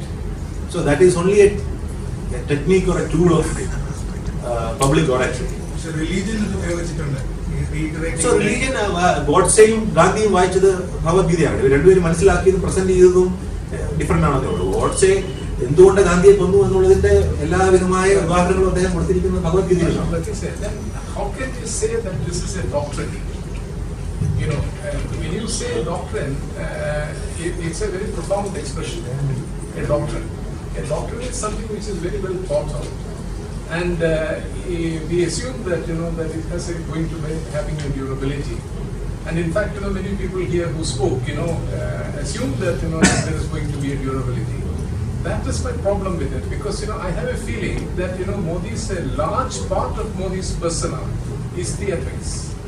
And here the problem that this gentleman has raised is that is very valid, because they also, not only him but the BJP also has a compulsion to differentiate itself, because it has got the bug in the bonnet of this Nehruvian business, and they are running down Nehru all over the place because they can't get over it. Nehru, the way he approached the Indian situation when he was Prime Minister. So they have a great requirement to differentiate themselves, and in this differentiation, you are coming to this kind of positions which, as I mentioned, are completely out of tune with realities. Because if you take, for instance, their position on Kashmir or their position on Pakistan, it's untenable. You just look at what has happened. Yeah, so that I'm not disagreeing with that. See, I make the point actually that these are positions which are untenable, but they insist that the fact that what did Arun Jaitley say about after the strike in he said if America could do it, why can't we do it? Is it a realistic position to take? Of course not. Yeah. But the point there is, so the point there is, so they believe that we are as powerful as the United States. I'm not saying, now I'm not even quoting Modi. Modi himself said that घर पे घुस के मारे थे. And quote unquote Finance Minister of India saying that when with the different other dispensation we used to be frustrated. If America could do it, why could we not? And now we can do it. You see, I'll tell you, when you say doctrine, for instance, their doctrines, high noon of their doctrine in foreign policy was Doklam. And they got into the jam there, and then the requirement came to have an honorable retreat from Doklam. And because they came face to face with the stark reality of a confrontation with China, which they couldn't. And the Americans just disappeared. Everyone disappeared. So then you see the backtracking which took place in Wuhan, for example. The doctrine is completely set aside. And in fact, you saw there the pragmatism of Nehru. So you see, the thing is this, that that they are quite practicing actually what we very wrongly call the Nehruvian policy, the mainstream Indian foreign policy and mainstream Indian strategy in terms of strategic autonomy, in terms of pragmatism. Everywhere they are following it. But then the rest is, they have been fired up into false beliefs. False beliefs, they have introduced false gods. They are resorting to theatrics, and it will be very improper for us to call it a doctrine. First of all, I am raising a question about the doctrine. As you've seen, the title is Hindutva Strategic Doctrine. So why I am raising the question? I am looking at the continuity in their thoughts. It starts with Savarkar and Gandhi and comes all the way to Nehru. So now doctrine is something that, as I said, they say this is what the world is. This is the place of India's in that world is. And we as a party or we as an organization will do ABC things different compared to all these incompetent people who've been running India's strategy. That is a statement. Now, you make a step forward and then they realize, as you rightly do, they make a dockland and then they realize that this is the limits. And then they also realize when Trump is, I try to explain those flip-flops also within this context. Why you make a statement? That is pretty standard explanation. No politician is a pure ideologue.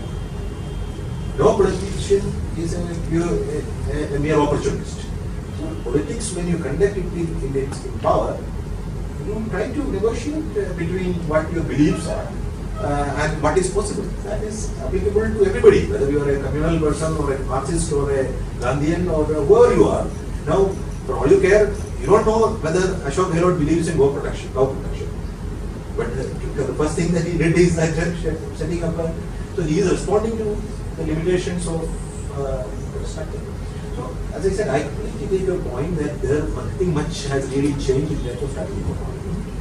There are many reasons why continue to exist. So, critical issues, particularly on the idea of what constitutes we, the nation, I think there is dramatic and significant changes which are already that is a whole thing in the sense that we are defined by who are our enemies.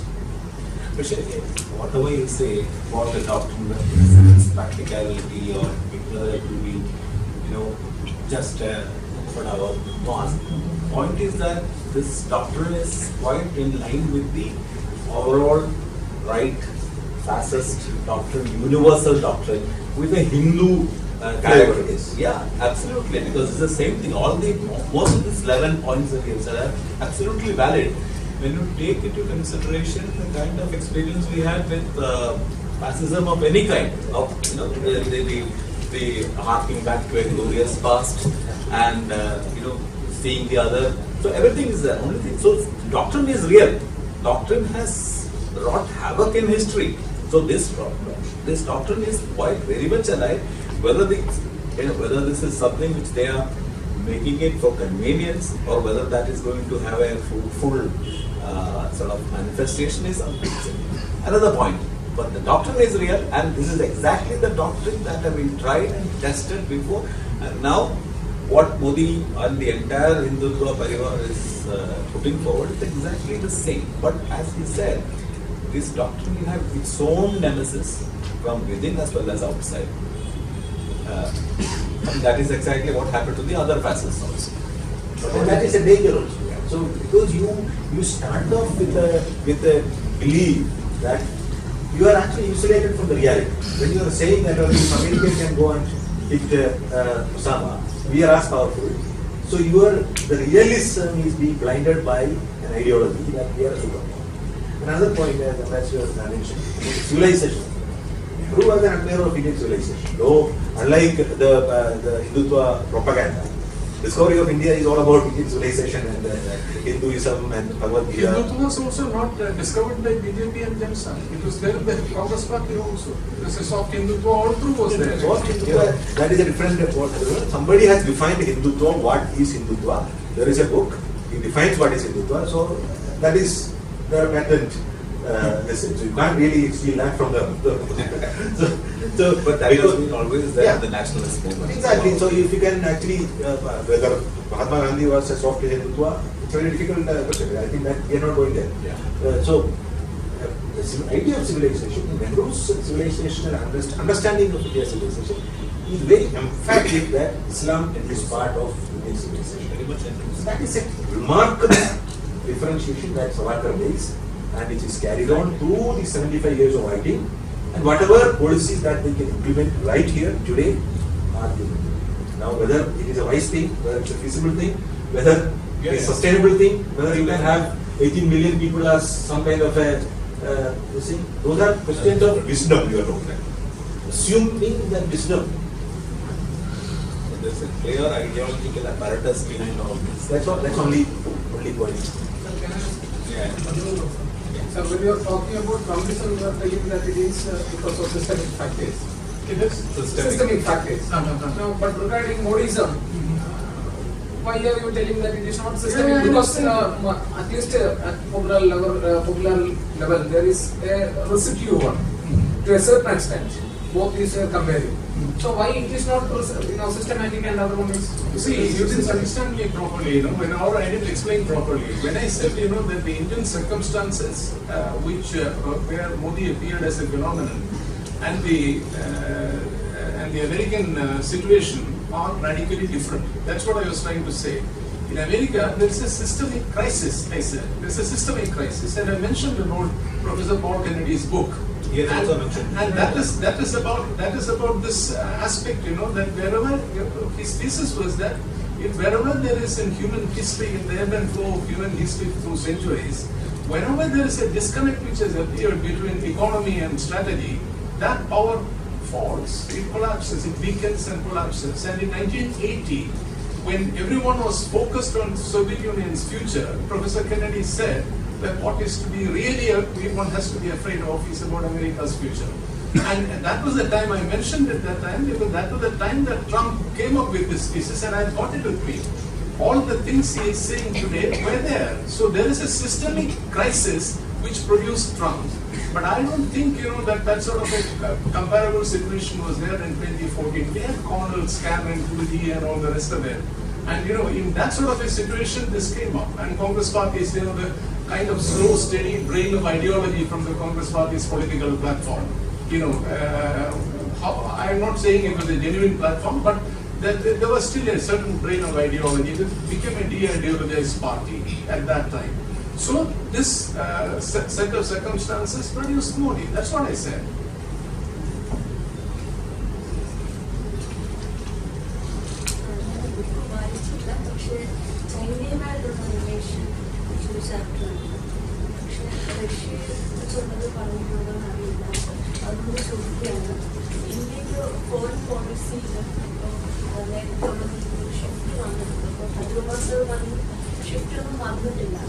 പക്ഷേ ഇന്ത്യയുടെ എക്കാലത്തെ സപ്പോർട്ടറായിരുന്ന Russia UNSCയുടെ റെസൊല്യൂഷനിൽ വോട്ടിങ്ങിൽ നിന്ന് മാറി മസൂദ് അസറിനെ global ടെററിസ്റ്റായിട്ട് പ്രഖ്യാപിക്കണമെന്നുള്ള പ്രമേയം കൊണ്ടുവന്നപ്പോൾ Russia ആദ്യത്തെ തവണ വോട്ടിങ്ങിൽ നിന്ന് വിട്ടുന്നു. അത് ഒരു ഇപ്പോഴത്തെ ഇന്റർനാഷണൽ പൊളിറ്റിക്സ് ഇപ്പൊ അമേരിക്ക ഒരു സൂപ്പർ പവർ അല്ല എന്നുള്ള ഇതിൽ നിന്ന് മാറി ഒരു ചൈന റഷ്യ ആക്സിസിലേക്ക് പാകിസ്ഥാൻ കൂടുതൽ അടുക്കുന്നു. അപ്പോൾ ഇത് ഇന്ത്യയുടെ ഫോറിൻ പോളിസിയിലേക്ക് പരാജയമായിട്ട് മാറും. You see, Modiയുടെ ഒരു വലിയ paradox ഉള്ളത്. Again, I wanted to mention this, but shortage of time I didn't mention it. That for someone like me, who consider himself to be to the left of center, actually I am feeling more comfortable with Modi's foreign policy than Manmohan Singh's.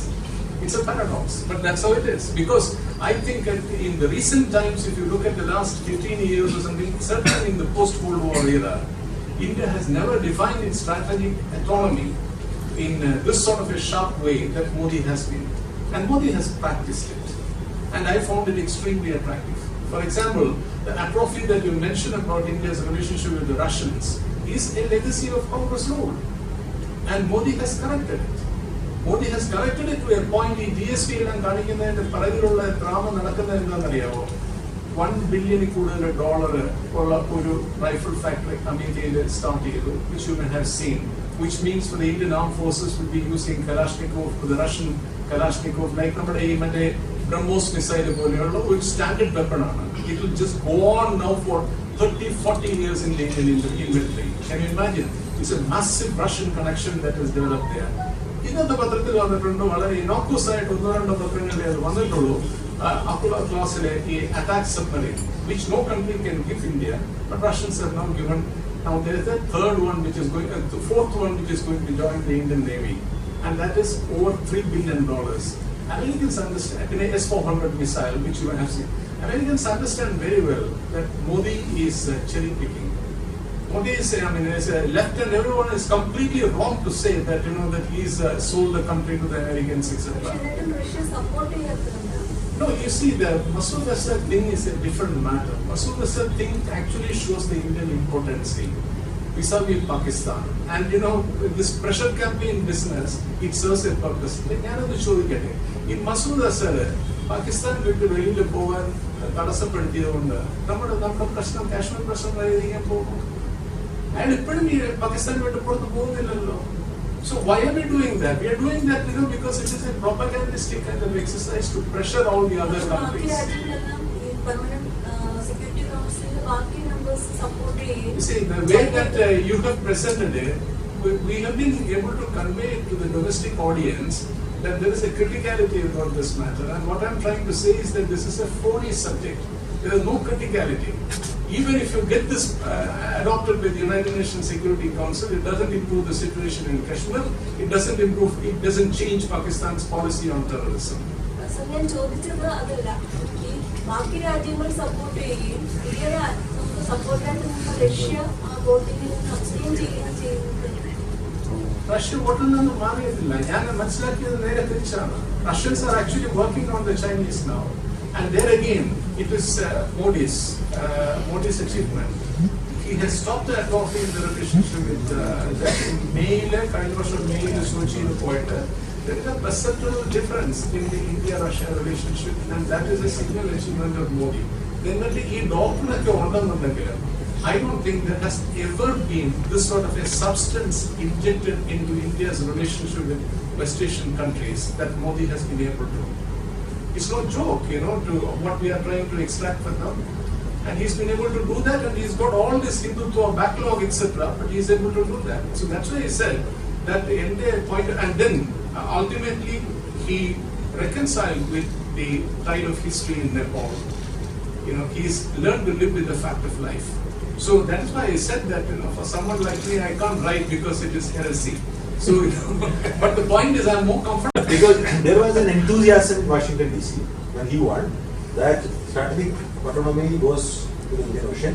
So India, and now that is where open embrace comes from. It was an imagination or a fantasy. But Modi is, if Modi was a nationalist, he is a hyper-nationalist. So he is strategic autonomy next to which one. Two, another point on which the left got Modi completely wrong is that he is an agent of the global capital, which is not. It's not.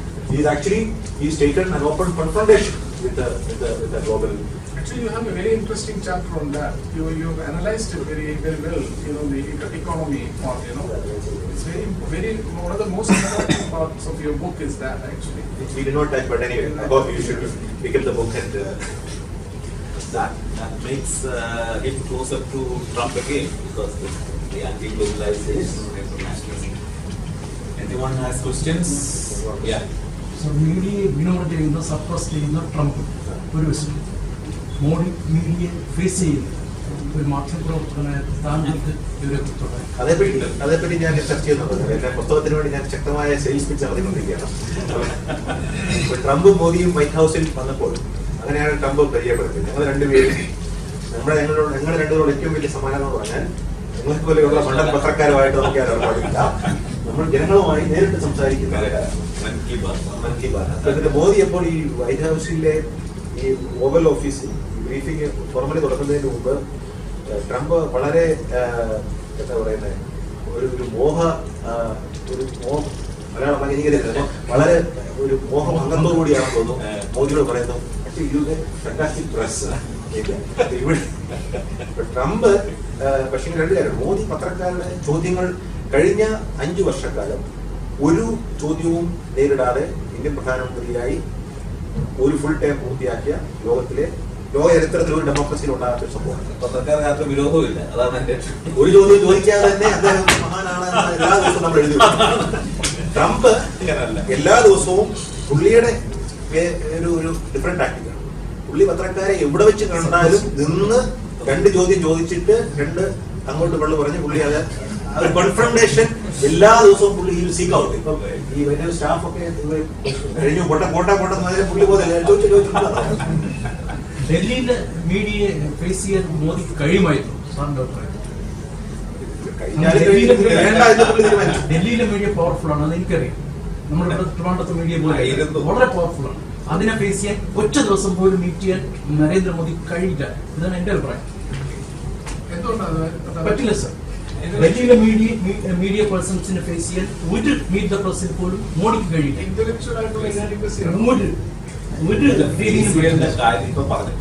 Manmohan സിംഗിന് ഒരു പക്ഷേ കഴിഞ്ഞു. പ്രശ്നം എന്ന് വെച്ചാൽ Delhi media meet ചെയ്യോ confront ചെയ്യോ ഒന്നും ചെയ്യാതെ തന്നെ വില്ലിംഗ് ആയിട്ടുള്ള ഹാൻഡ്മെയ്ഡൻസ് ആണ് എന്റെ ഡൽഹി മീഡിയ.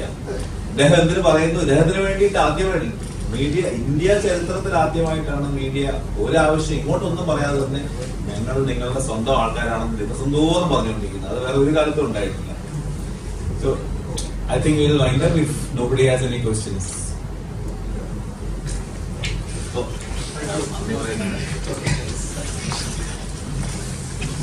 വേദിയിലും സദസ്സിലിരിക്കുന്ന എല്ലാ ശ്രേഷ്ഠ വ്യക്തികളുടെയും അനുമതിയോടെ ഞാൻ എൻ്റെ കർത്തവ്യത്തിലേക്ക് കിടക്കുകയാണ്.